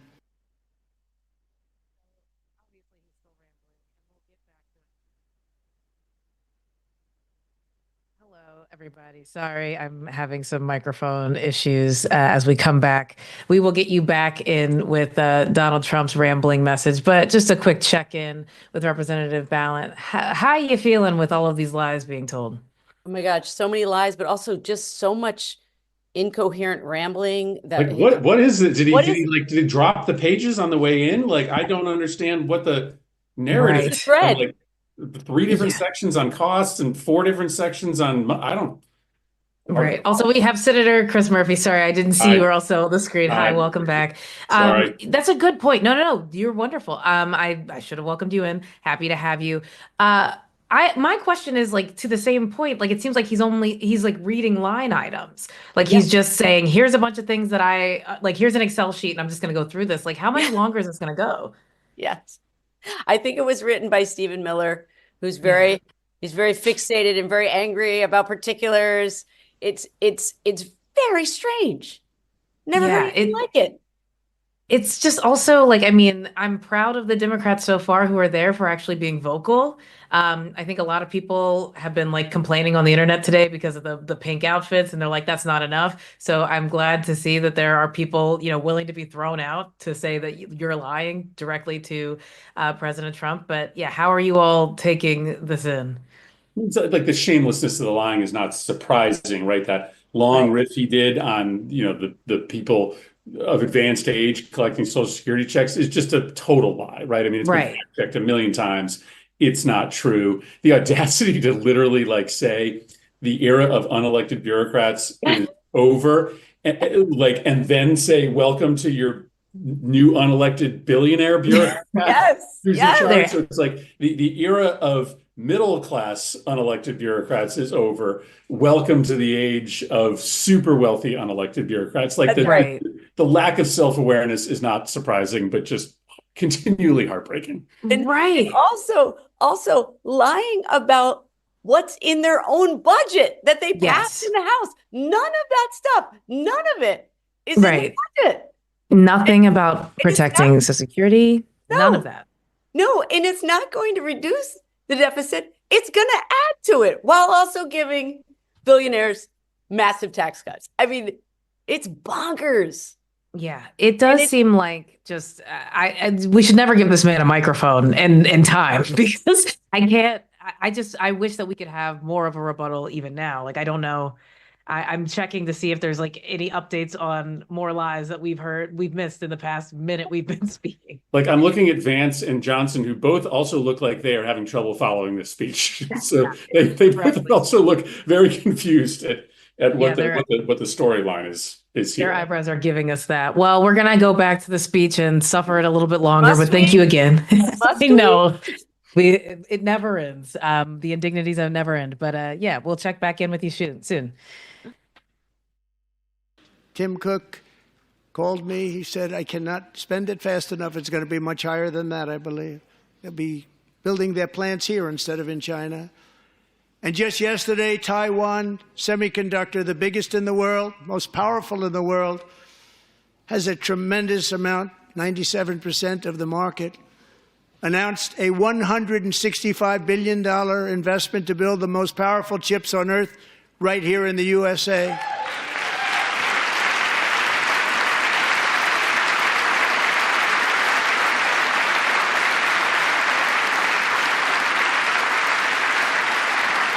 And we're not giving them any money. Your CHIPS Act is a horrible, horrible thing. We give hundreds of billions of dollars, and it doesn't mean a thing. They take our money and they don't spend it. All that meant to them, we're giving them no money. All that was important to them was they didn't want to pay the tariffs, so they came and they're building, and many other companies are coming. We don't have to give them money. We just want to protect our businesses and our people, and they will come because they won't have to pay tariffs if they build in America. So it's very amazing. You should get rid of the CHIP Act, and whatever's left over, Mr. Speaker, you should use it to reduce debt or any other reason you want to.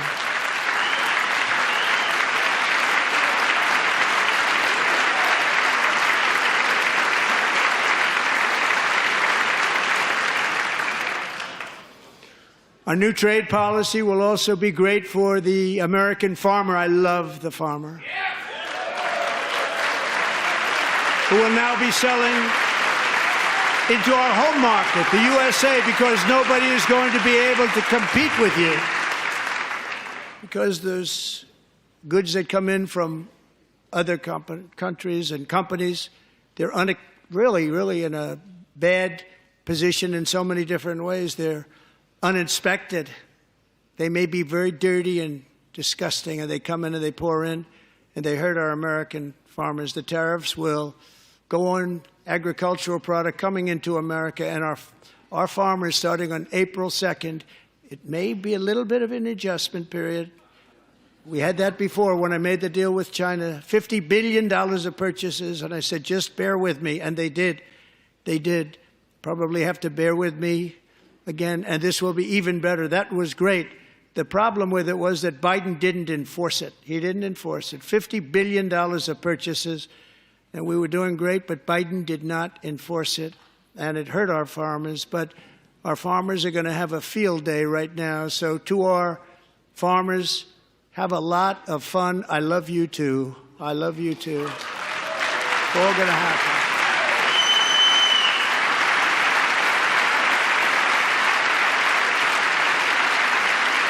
And I have also imposed a 25% tariff on foreign aluminum, copper, lumber, and steel, because if we don't have, as an example, steel and lots of other things, we don't have a military, and frankly, we just won't have a country very long. Here today is a proud American steelworker, fantastic person from Decatur, Alabama, Jeff Denard. Has been working at the same steel plant for 27 years in a job that has allowed him to serve as the captain of his local volunteer fire department, raise 7 children with his beautiful wife, Nicole, and over the years provide a loving home for more than 40 foster children. So great, Jeff.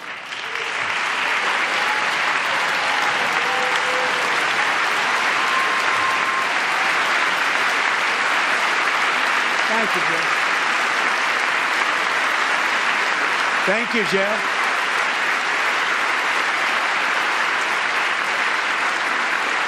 Stories like Jeff's remind us that tariffs are not just about protecting American jobs.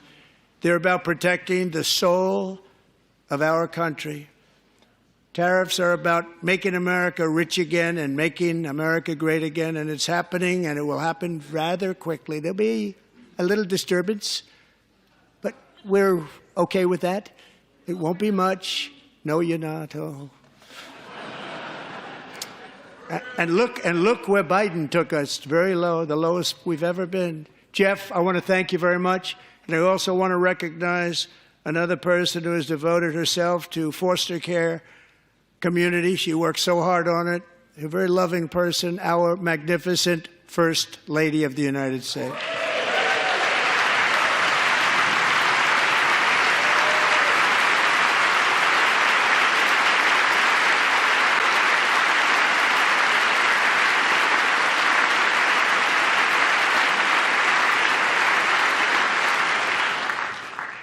Melania's work has yielded incredible results, helping prepare our nation's future leaders as they enter the workforce.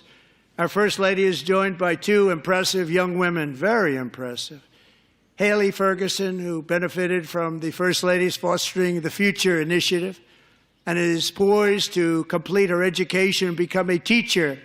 And Elliston Berry, who became a victim of an illicit deepfake image produced by a peer.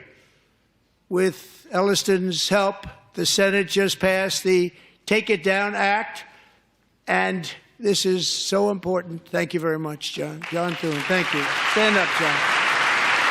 Thank you, John.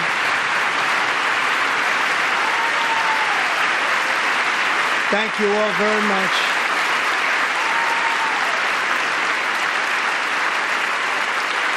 Thank you. And thank you to John Thune and the Senate. Great job. To criminalize the publication of such images online is terrible, terrible thing. And once it passes the House, I look forward to signing that bill into law. Thank you. And I'm going to use that bill for myself, too, if you don't mind. Because nobody gets treated worse than I do online. Nobody. That's great. Thank you very much to the Senate. Thank you. But if we truly care about protecting Americans' children, no step is more crucial than securing America's borders. Over the past 4 years, 21 million people poured into the United States. Many of them were murderers, human traffickers, gang members, and other criminals from the streets of dangerous cities all throughout the world. Because of Joe Biden's insane and very dangerous open border policies, they are now strongly embedded in our country, but we are getting them out and getting them out fast.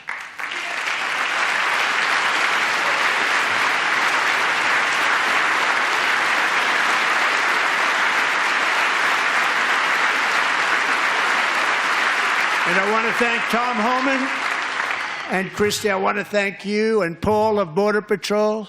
I want to thank you. What a job they've all done. Everybody, Border Patrol, ICE, law enforcement in general is incredible. We have to take care of our law enforcement. Have to.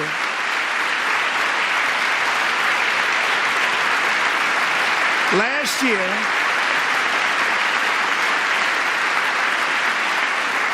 a brilliant 22-year-old nursing student named Laken Riley, the best in her class, admired by everybody, went out for a jog on the campus of the University of Georgia. That morning, Laken was viciously attacked, assaulted, beaten, brutalized, and horrifically murdered. Laken was stolen from us by a savage illegal alien gang member who was arrested while trespassing across Biden's open southern border and then set loose into the United States under the heartless policies of that failed administration. It was indeed a failed administration. He had then been arrested and released in a Democrat-run sanctuary city, a disaster, before ending the life of this beautiful young angel. With us this evening are Laken's beloved mother, Allison, and her sister, Lauren.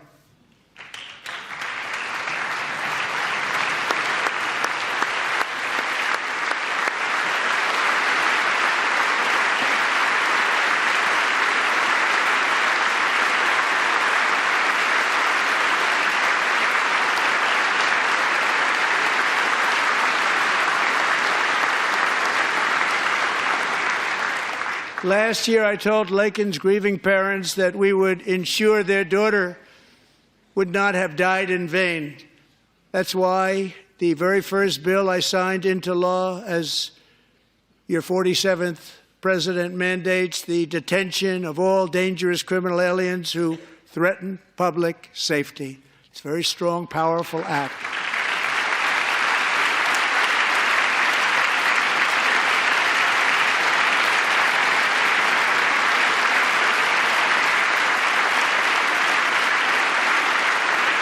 It's called the Laken-Riley Act. So Allison and Lauren, America will never, ever forget our beautiful Laken Hope Riley.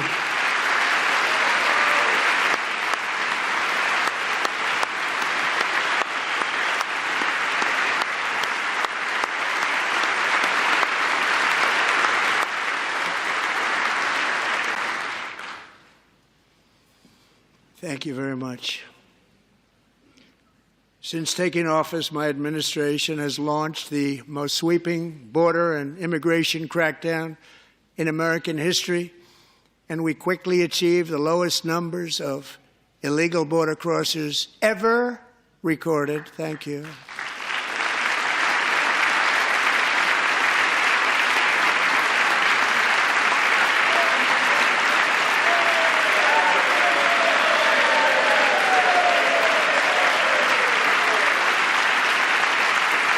The media and our friends in the Democrat Party kept saying we needed new legislation. We must have legislation to secure the border. But it turned out that all we really needed was a new president.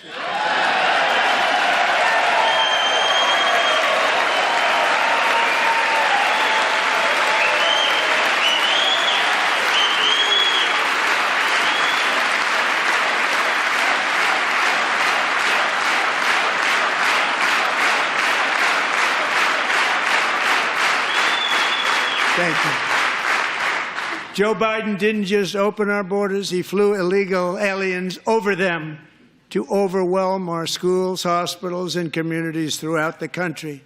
Entire towns like Aurora, Colorado, and Springfield, Ohio, buckled under the weight of the migrant occupation and corruption like nobody's ever seen before. Beautiful towns destroyed.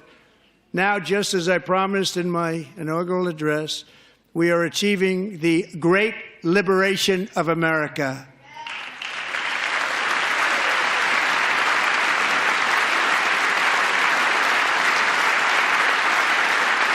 But there still is much work to be done. Here tonight is a woman I have gotten to know, Alexis Nungari from Houston.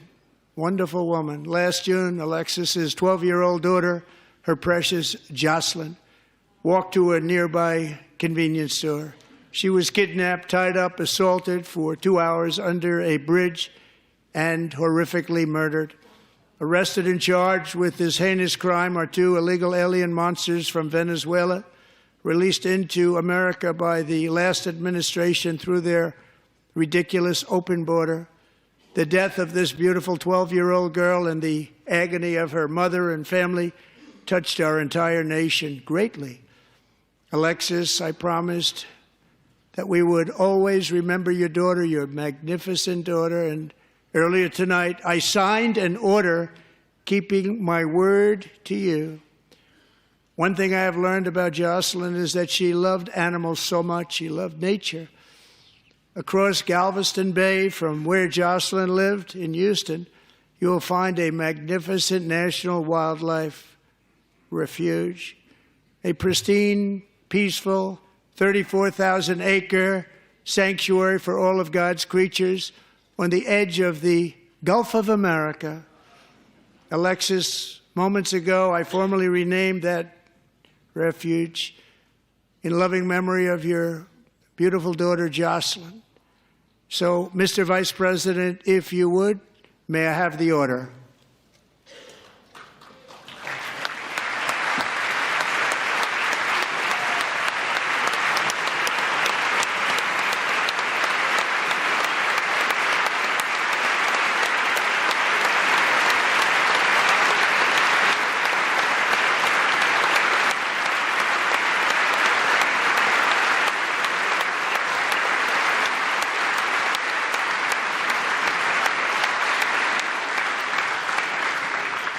Thank you very much. All 3 savages charged with Jocelyn and Lakin's murders were members of the Venezuelan prison gang, the toughest gang, they say, in the world, known as Tren de Aragua. 2 weeks ago, I officially designated this gang, along with MS-13 and the bloodthirsty Mexican drug cartels, as foreign terrorist organizations.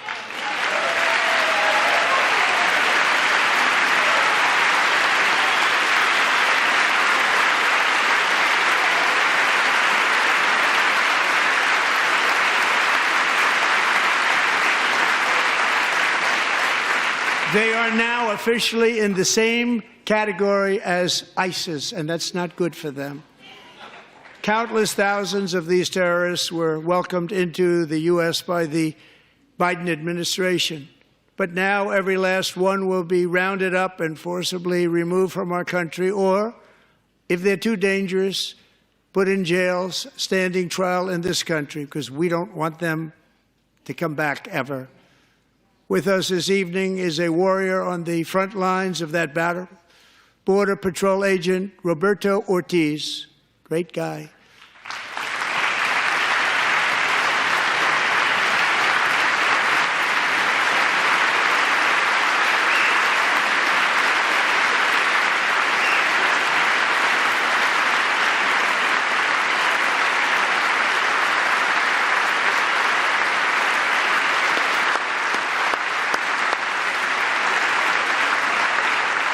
In January, Roberto and another agent were patrolling by the Rio Grande near an area known as Cartel Island. Doesn't sound too nice to me.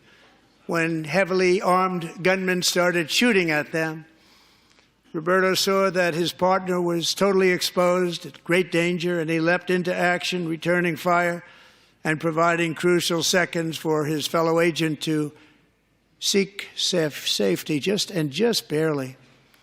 I have some of the prints of that event, and it was not good. Agent Ortiz, we salute you for your great courage and for your line of fire that you took and for the bravery that you showed. We honor you, and we will always honor you. Thank you, Roberto, very much.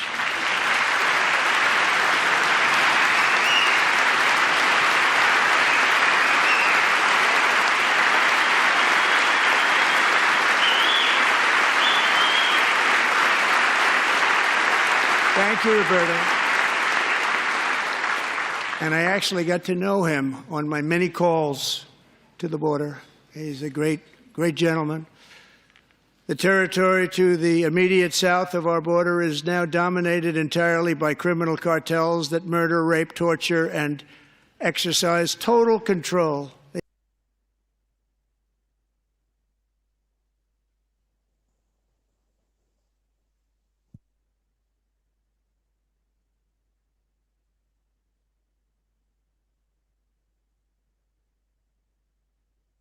You got us? And Becca? Yeah, I'm here. Can you hear me? I can hear you.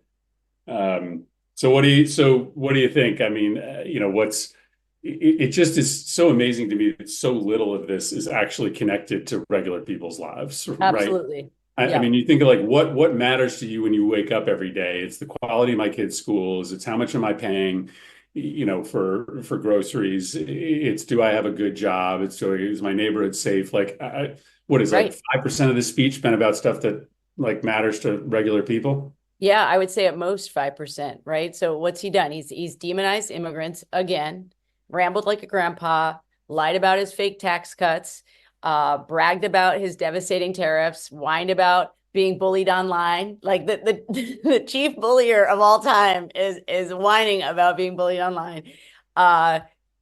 It's shocking. He is not talking about what our constituents want to hear about. How are we as government going to help them make their lives what they want for themselves, for their kids, for their grandkids? None of that. None of that. No, I think we still don't have Aquila, unfortunately. So, no, and you're right. Listen, I mean, so much of his shtick is victimization Yes. and scapegoating, right? So, he has this long section of the bill talking about the threat of transgender kids, which is not real. Obviously, he's going to try to convince folks that the biggest threat to the nation is immigrants who are coming to America to seek a better life. And then he just pretends that we're in the middle of this comeback, which is like the wildest part of it, because people know we aren't. I mean, people literally people know that prices are going up, not down. The stock market is literally crashing as we speak. People's 401ks are being obliterated. When you do consumer confidence reports, they're telling you they are going to buy less in the next 6 months. Like they're telling you we're not in a comeback. That's right. These are not happy days. No, these are not. These are not happy days. So no, and Chris, did you think he was going to talk about trans mice? Did you think that was? Did you think that was going to be part of this speech? I missed that. Yes, that was. No, it is. Okay, I've changed my microphone. You're in. There we go. So it doesn't sound as good, but thank you for bearing with me. Yeah, the transgender mice thing it's just absolutely next level nuts. Doesn't make any sense. I think that thankfully we still have people rocking with us in the chat because this is not a great speech. It's not a great speech. Oh no, they're applauding Kash Patel. We have to get back to that. Okay, well, while I have you all, moveon.org/ oh my gosh, what is our call out? Somebody's sending it to me. The speech was so boring. You're off your game. It just please. We have to fight back against this. Thank you again both for checking in. I guess we're gonna go back to this. I don't think we have a sense of when it's ending. When is the part where he's going to do the long explanation of the Medicaid cuts, right? When's the 20 minutes of the speech where he explains how they're going to cut $880 billion out of Medicaid and how many seniors are going to be kicked out of nursing homes, how many people are going to lose their health insurance, how many hospitals are going to close? We're just waiting for that portion of the speech, right? Where he does the Medicaid, the preview of the devastation of our healthcare system, right? That part, we're going to see that part, right? Oh, I think that would require him telling the truth. I don't think that's going to happen, Chris. Yeah. I don't see it coming. I won't hold my breath. Okay. Yeah, same. I don't think he's going to tell the truth at any point. All right. Well, I will come back to you all shortly. But yeah, thank you again for suffering this. I cannot believe how long this is going. And he's saying nothing. My daily life has not been positively improved by any announcement in this speech. Doug in the seat next to him had 14 prior arrests and went by the name of Killer. He was Killer. He killed other people, they say, a lot of them. I attended Officer Diller's service, and when I met his wife and one-year-old son, Ryan, it was very inspirational, actually. His widow's name is Stephanie, and she is here tonight. Stephanie, thank you very much, Stephanie. Thank you very much.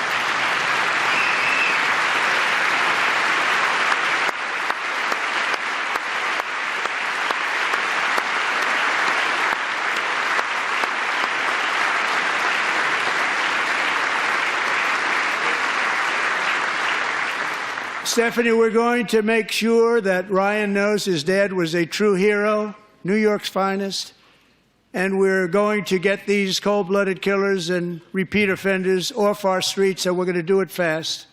Got to stop it. They get out with 28 arrests. They push people into subway trains. They hit people over the head, back of the head with baseball bats. We got to get them out of here. I've already signed an executive order requiring a mandatory death penalty for anyone who murders a police officer. And tonight I'm asking Congress to pass that policy into permanent law.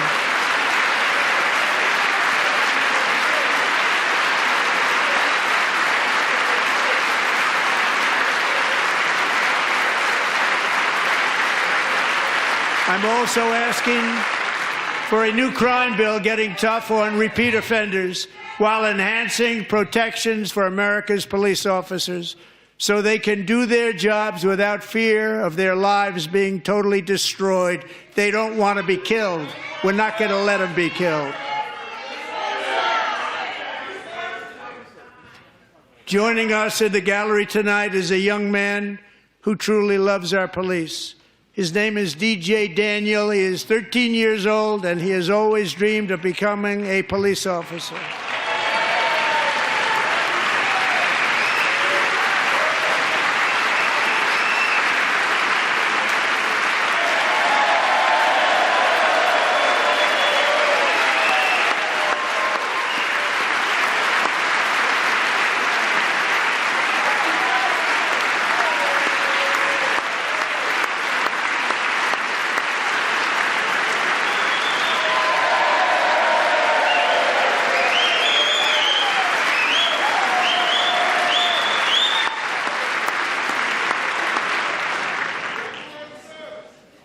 But in 2018, DJ was diagnosed with brain cancer.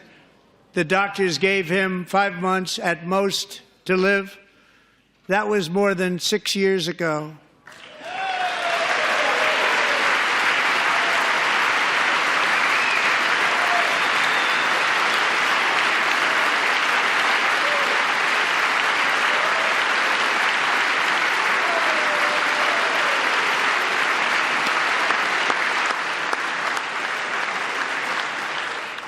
Since that time, DJ and his dad have been on a quest to make his dream come true, and DJ has been sworn in as an honorary law enforcement officer, actually a number of times. The police love him, the police departments love him, And tonight, DJ, we're going to do you the biggest honor of them all.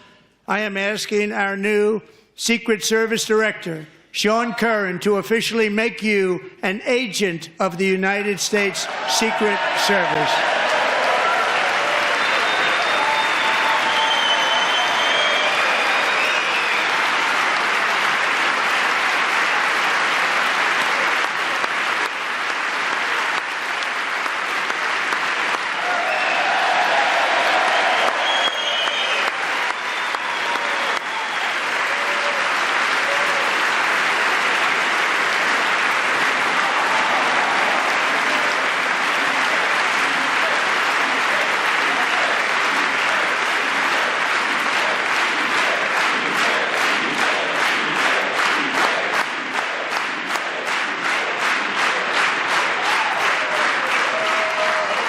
Thank you, DJ.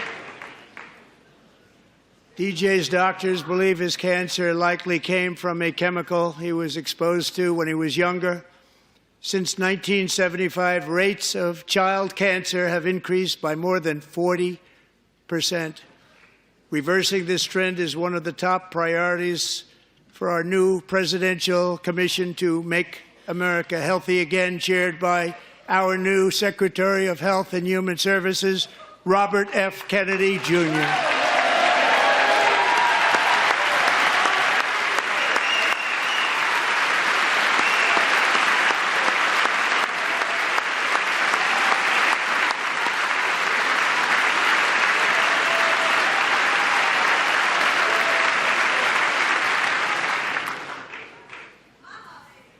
With the name Kennedy, you would have thought everybody over here would have been cheering.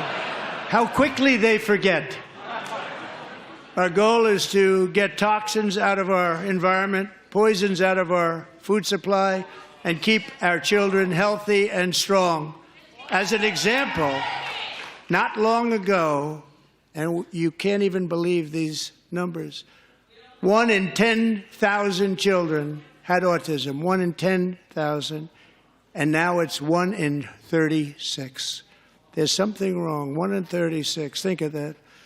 So we're going to find out what it is, and there's nobody better than Bobby and all of the people that are working with you. You have the best to figure out what is going on. Okay, Bobby? Good luck. It's a very important job. Thank you.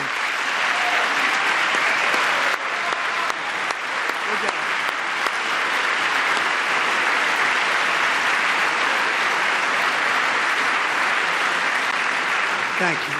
My administration is also working to protect our children from toxic ideologies in our schools. A few years ago, January Littlejohn and her husband discovered that their daughter's school had secretly socially transitioned their 13-year-old little girl. Teachers and administrators conspired to deceive January and her husband while encouraging her daughter to use a new name and pronouns. They, them pronoun, actually, all without telling January, who is here tonight and is now a courageous advocate against this form of child abuse. January, thank you. Thank you. Thank you very much.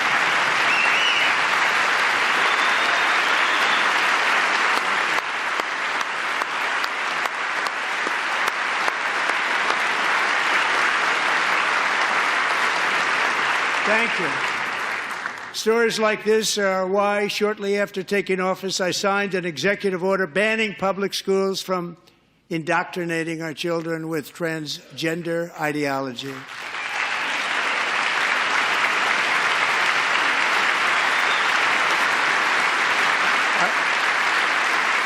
I also signed an order to cut off all taxpayer funding to any institution that engages in the sexual mutilation of our youth.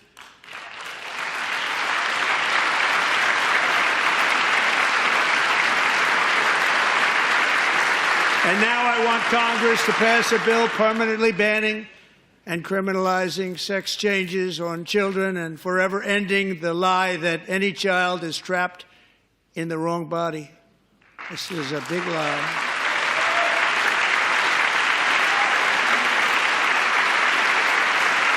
And our message to every child in America is that you are perfect exactly the way God made you.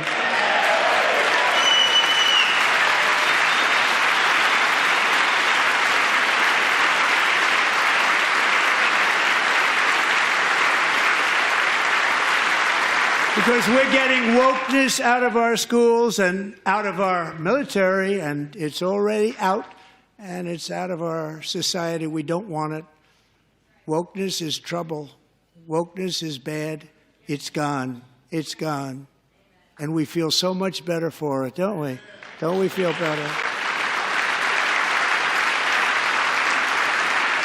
Our service members won't be activists and ideologues. They will be fighters and warriors. They will fight for our country. And Pete, congratulations. Secretary of Defense, congratulations.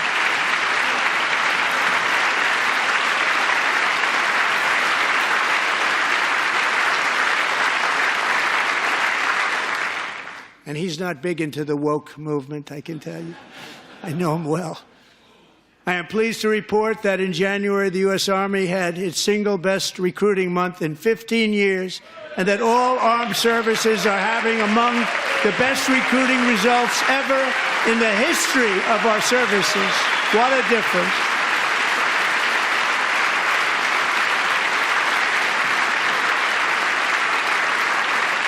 And you know, it was just a few months ago where the results were exactly the opposite. We couldn't recruit anywhere. We couldn't recruit.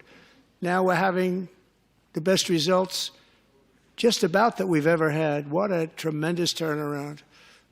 It's really a beautiful thing to see. People love our country again. It's very simple. They love our country, and they love being in our military again.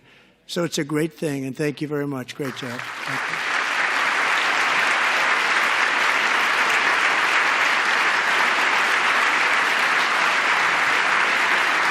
We're joined tonight by a young man, Jason Hartley, who knows the weight of that call of duty.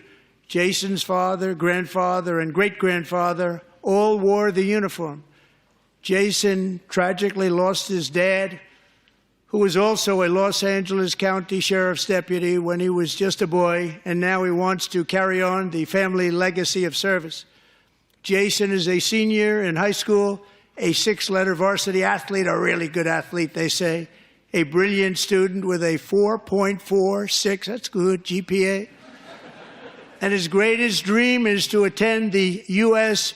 Military Academy at West Point.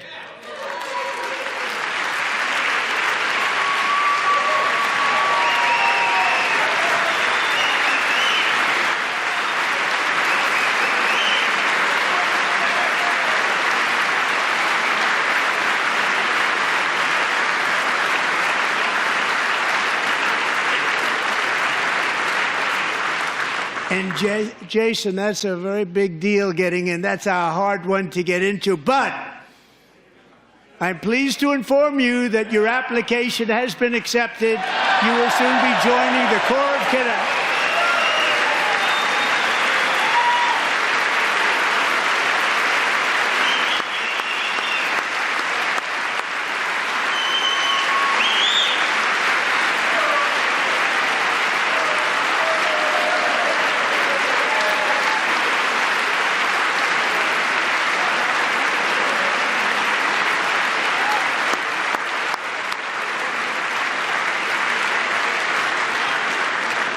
Thank you. Jason, you're going to be on the long gray line, Jason. As Commander-in-Chief, my focus is on building the most powerful military of the future. As a first step, I'm asking Congress to fund a state-of-the-art Golden Dome missile defense shield to protect our homeland, all made in the USA.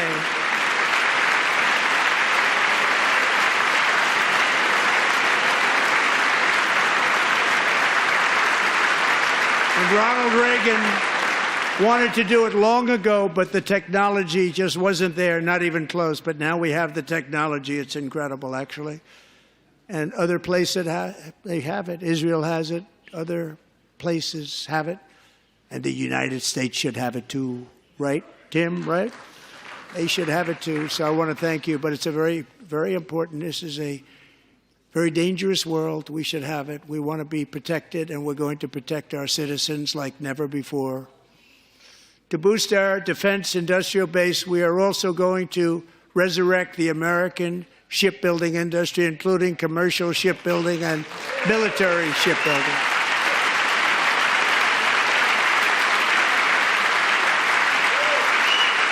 And for that purpose, I am announcing tonight that we will create a new Office of Shipbuilding in the White House and offer special tax incentives to bring this industry home to America where it belongs. We used to make so many ships. We don't make them anymore very much, but we're going to make them very fast, very soon.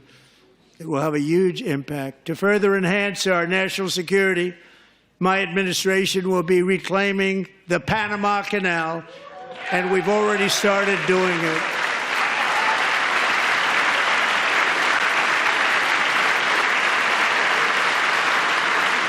Just today, a large American company announced they are buying both ports around the Panama Canal and lots of other things having to do with the Panama Canal and a couple of other canals.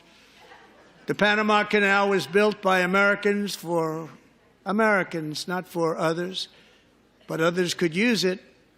But it was built at tremendous cost of American blood and treasure. 38,000 workers died building the Panama Canal.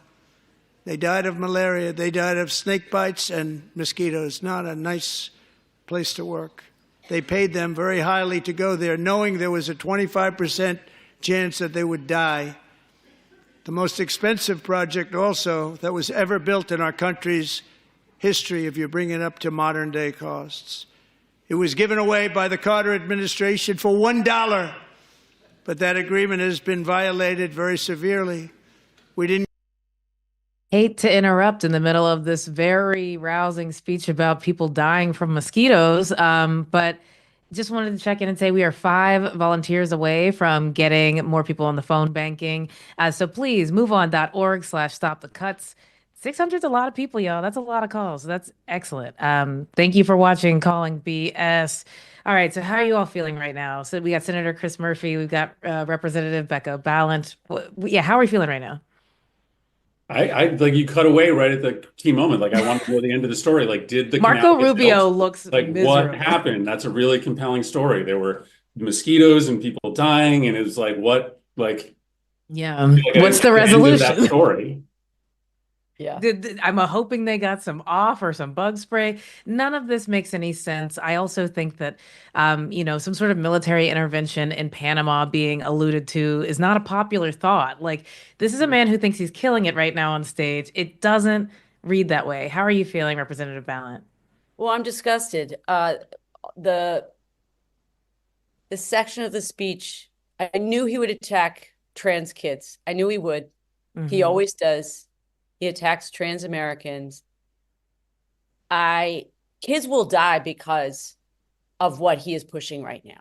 And, I just want to say to all of the folks who may be watching, who are deeply concerned about the trans community, the safety of your kids, making sure they get the health care they need and deserve.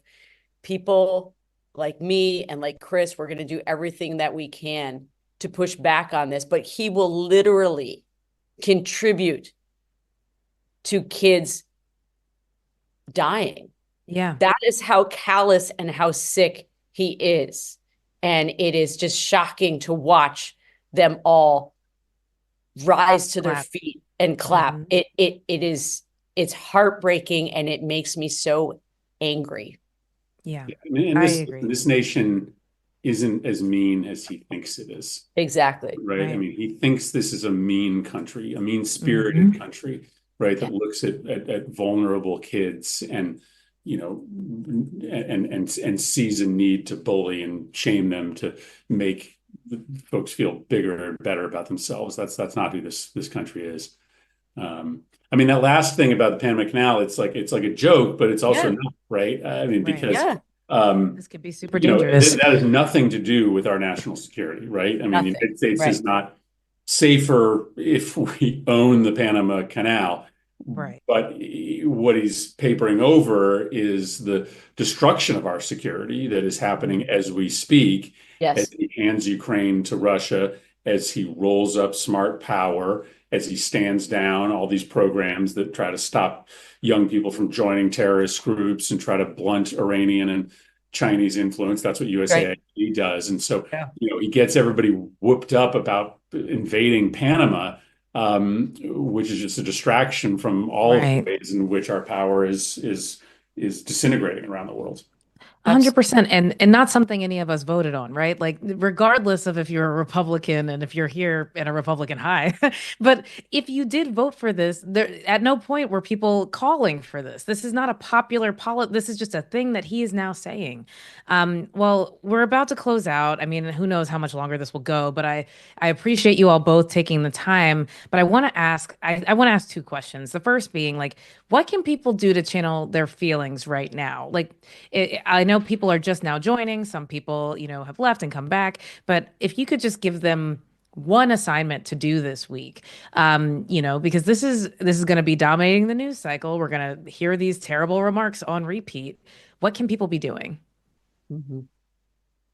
So I always start with that knowledge is power.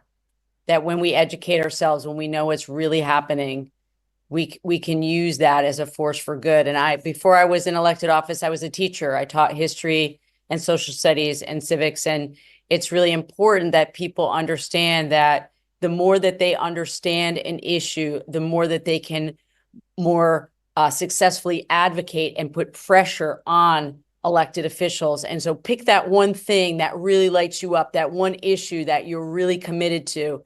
Find out everything that you can about it and get involved in organizations that are working on this issue. We're gonna need all of us. It's gonna take all of us. Absolutely. Senator Murphy, your thoughts?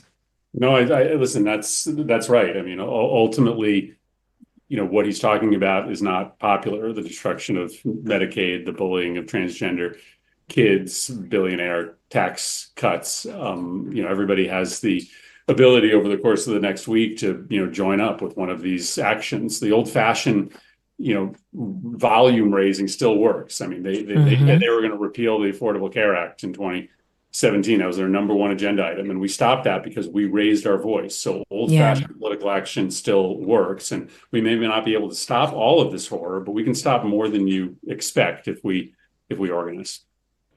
Absolutely. All right. Well, thank you all so much. He's talking about Ukraine now, so I want to jump back to that. But I just want to thank you again for taking your time tonight, speaking with us, and really energizing us. We're ready to fight. All right. We're going to go back to the stream. You would say Pocahontas says yes.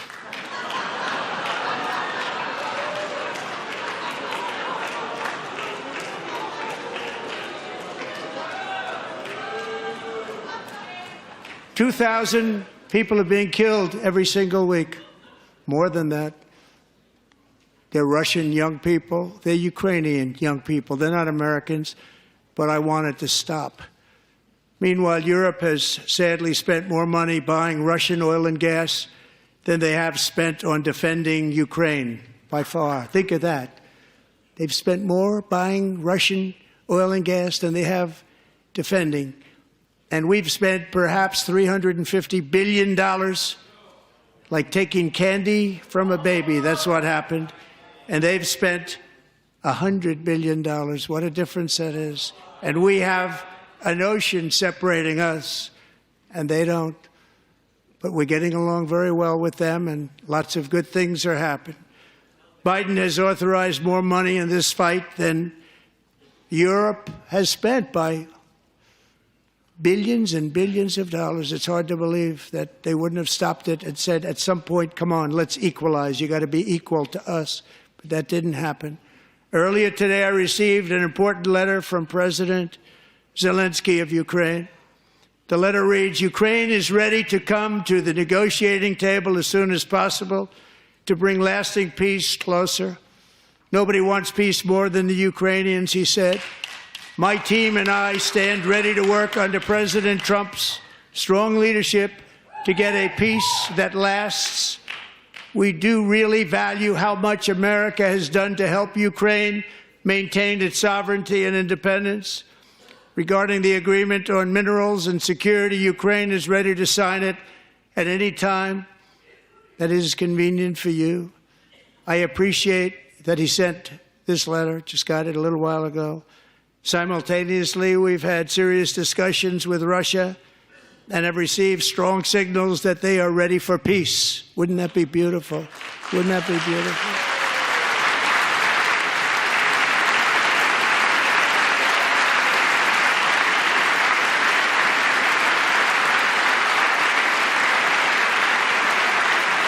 Wouldn't that be beautiful?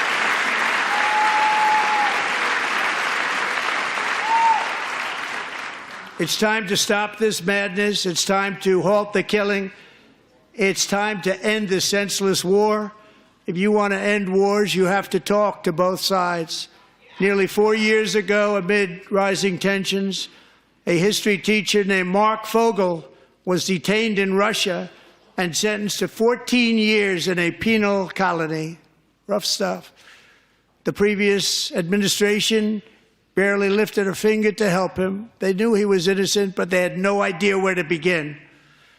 But last summer, I promised his 95-year-old mother, Malphine, that we would bring her boy safely back home. After 22 days in office, I did just that, and they are here tonight.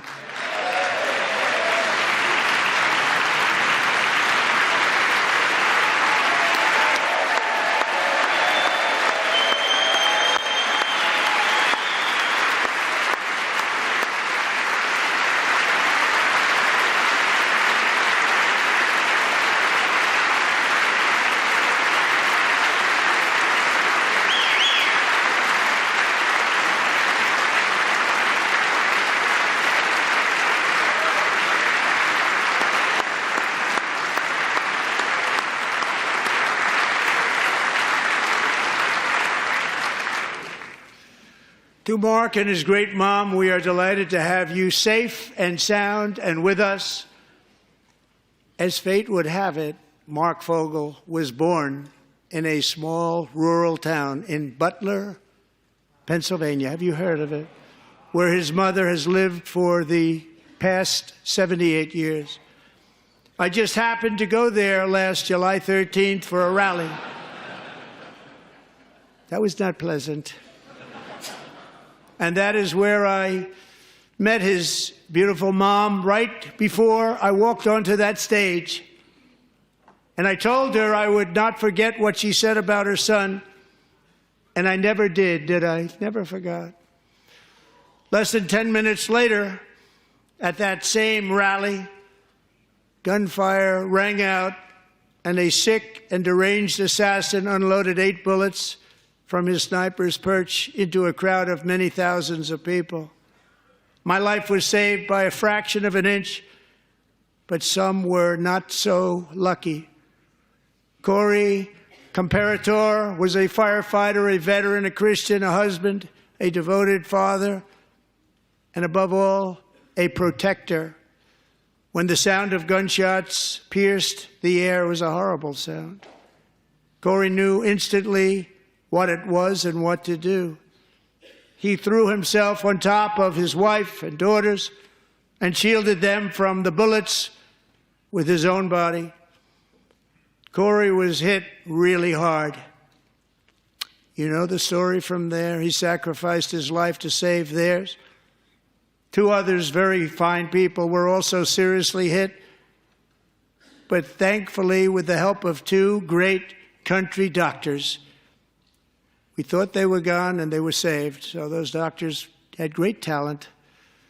We're joined by Corey's wife, Helen, who was his high school sweetheart, and their 2 beloved daughters, Allison and Kaylee. Thank you.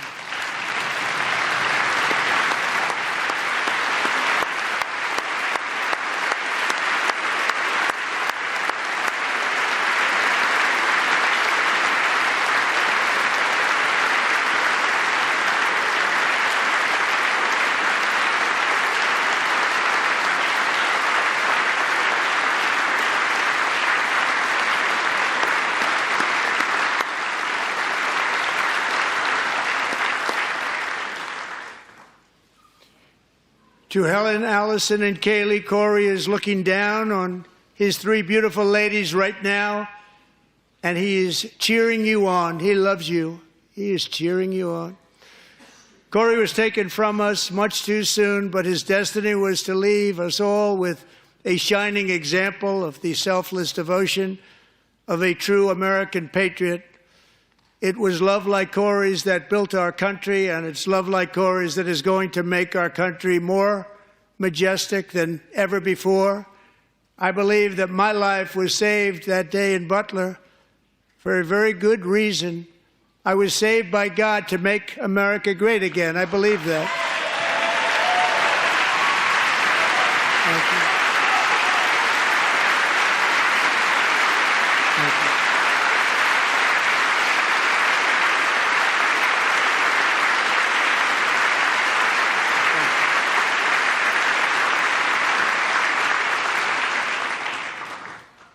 Thank you very much. From the patriots of Lexington and Concord to the heroes of Gettysburg and Normandy, from the warriors who crossed the Delaware to the trailblazers who climbed the Rockies, and from the legends who soared at Kitty Hawk to the astronauts who touched the moon, Americans have always been the people who defied all odds, transcended all dangers, made the most extraordinary sacrifices, and did whatever it took to defend our children, our country, and our freedom.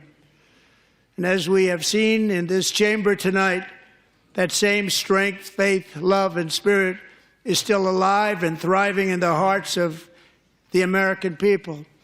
Despite the best efforts of those who would try to censor us, silence us, break us, destroy us, Americans are today a proud, free, sovereign, and independent nation that will always be free, and we will fight for it till death. We will never let anything happen to our beloved country, because we are a country of doers, dreamers, fighters, and survivors. Our ancestors crossed a vast ocean, strode into the unknown wilderness, and carved their fortunes from the rock and soil of a perilous and very dangerous frontier. They chased our destiny across a boundless continent.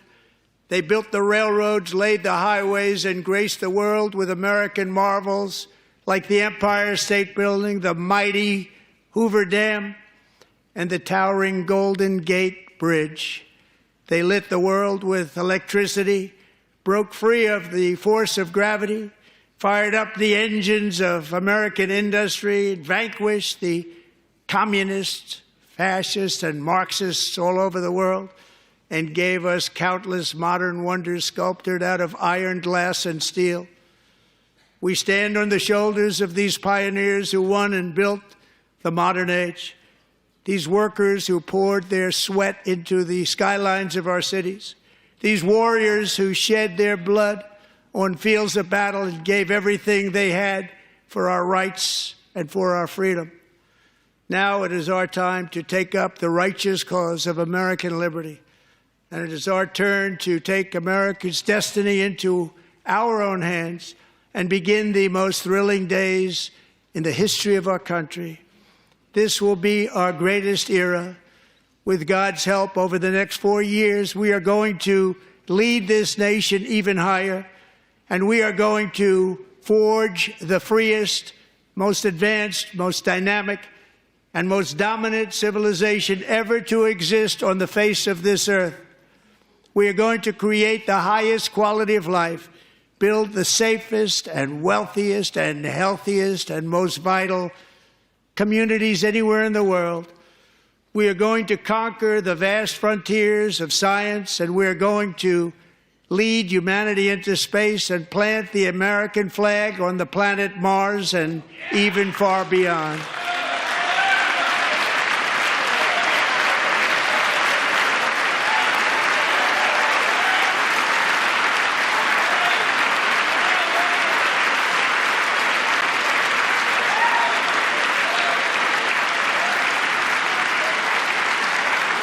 And through it all, we are going to rediscover the unstoppable power of the American spirit. And we are going to renew unlimited promise of the American dream, Every single day we will stand up and we will fight, fight, fight for the country our citizens believe in and for the country our people deserve.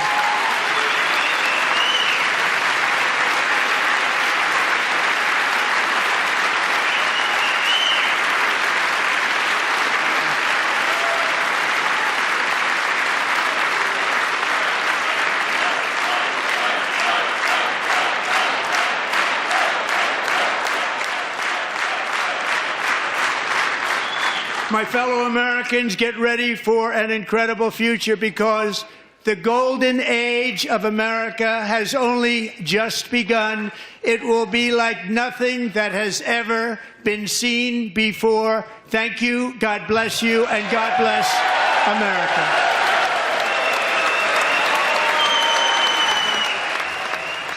President Trump touting what he called the swift and unrelenting action taken by his administration these last 6 weeks, saying his administration is just getting started. Let's go to our Lisa Desjardins, who is in the chamber. Woof. Okay. Well, thank you everyone for rocking with us all night. And truly, it's all night. That was the longest speech. It felt way too long. I want to thank all the lawmakers who took the time to come and say hey and give us a little bit of motivation to move forward after obviously hours of lies. I wanted to say, I said it in the chat, but a lot of Democratic lawmakers left, stood up and left. It wasn't showing on the feed, but the protest was apparently very visible to the people in the chamber. I want to thank MoveOn.org for throwing this incredible event. Counter programming is incredibly important, so I hope we get to do more of these in the future. And if you are watching still, remember MoveOn.org/stop the cuts. We're trying to phone bank later this week to get people aware of the cuts that are being threatened to Medicaid and Social Security. That is our money that they are going to be throwing away. And the cuts would be incredibly dire. I want to thank all of the cool people who are hanging out in the chat. We got, obviously, I mean, I can't name all of them. But thank you all for just telling the truth and telling it like it is and being so candid. And yes, I appreciate you all for watching. Thank you so much. You're on the right side of history, and sorry you had to suffer that. But again, thank you for watching, Calling the BS. And I've been Akilah Hughes. I'll see you on the internet. Bye.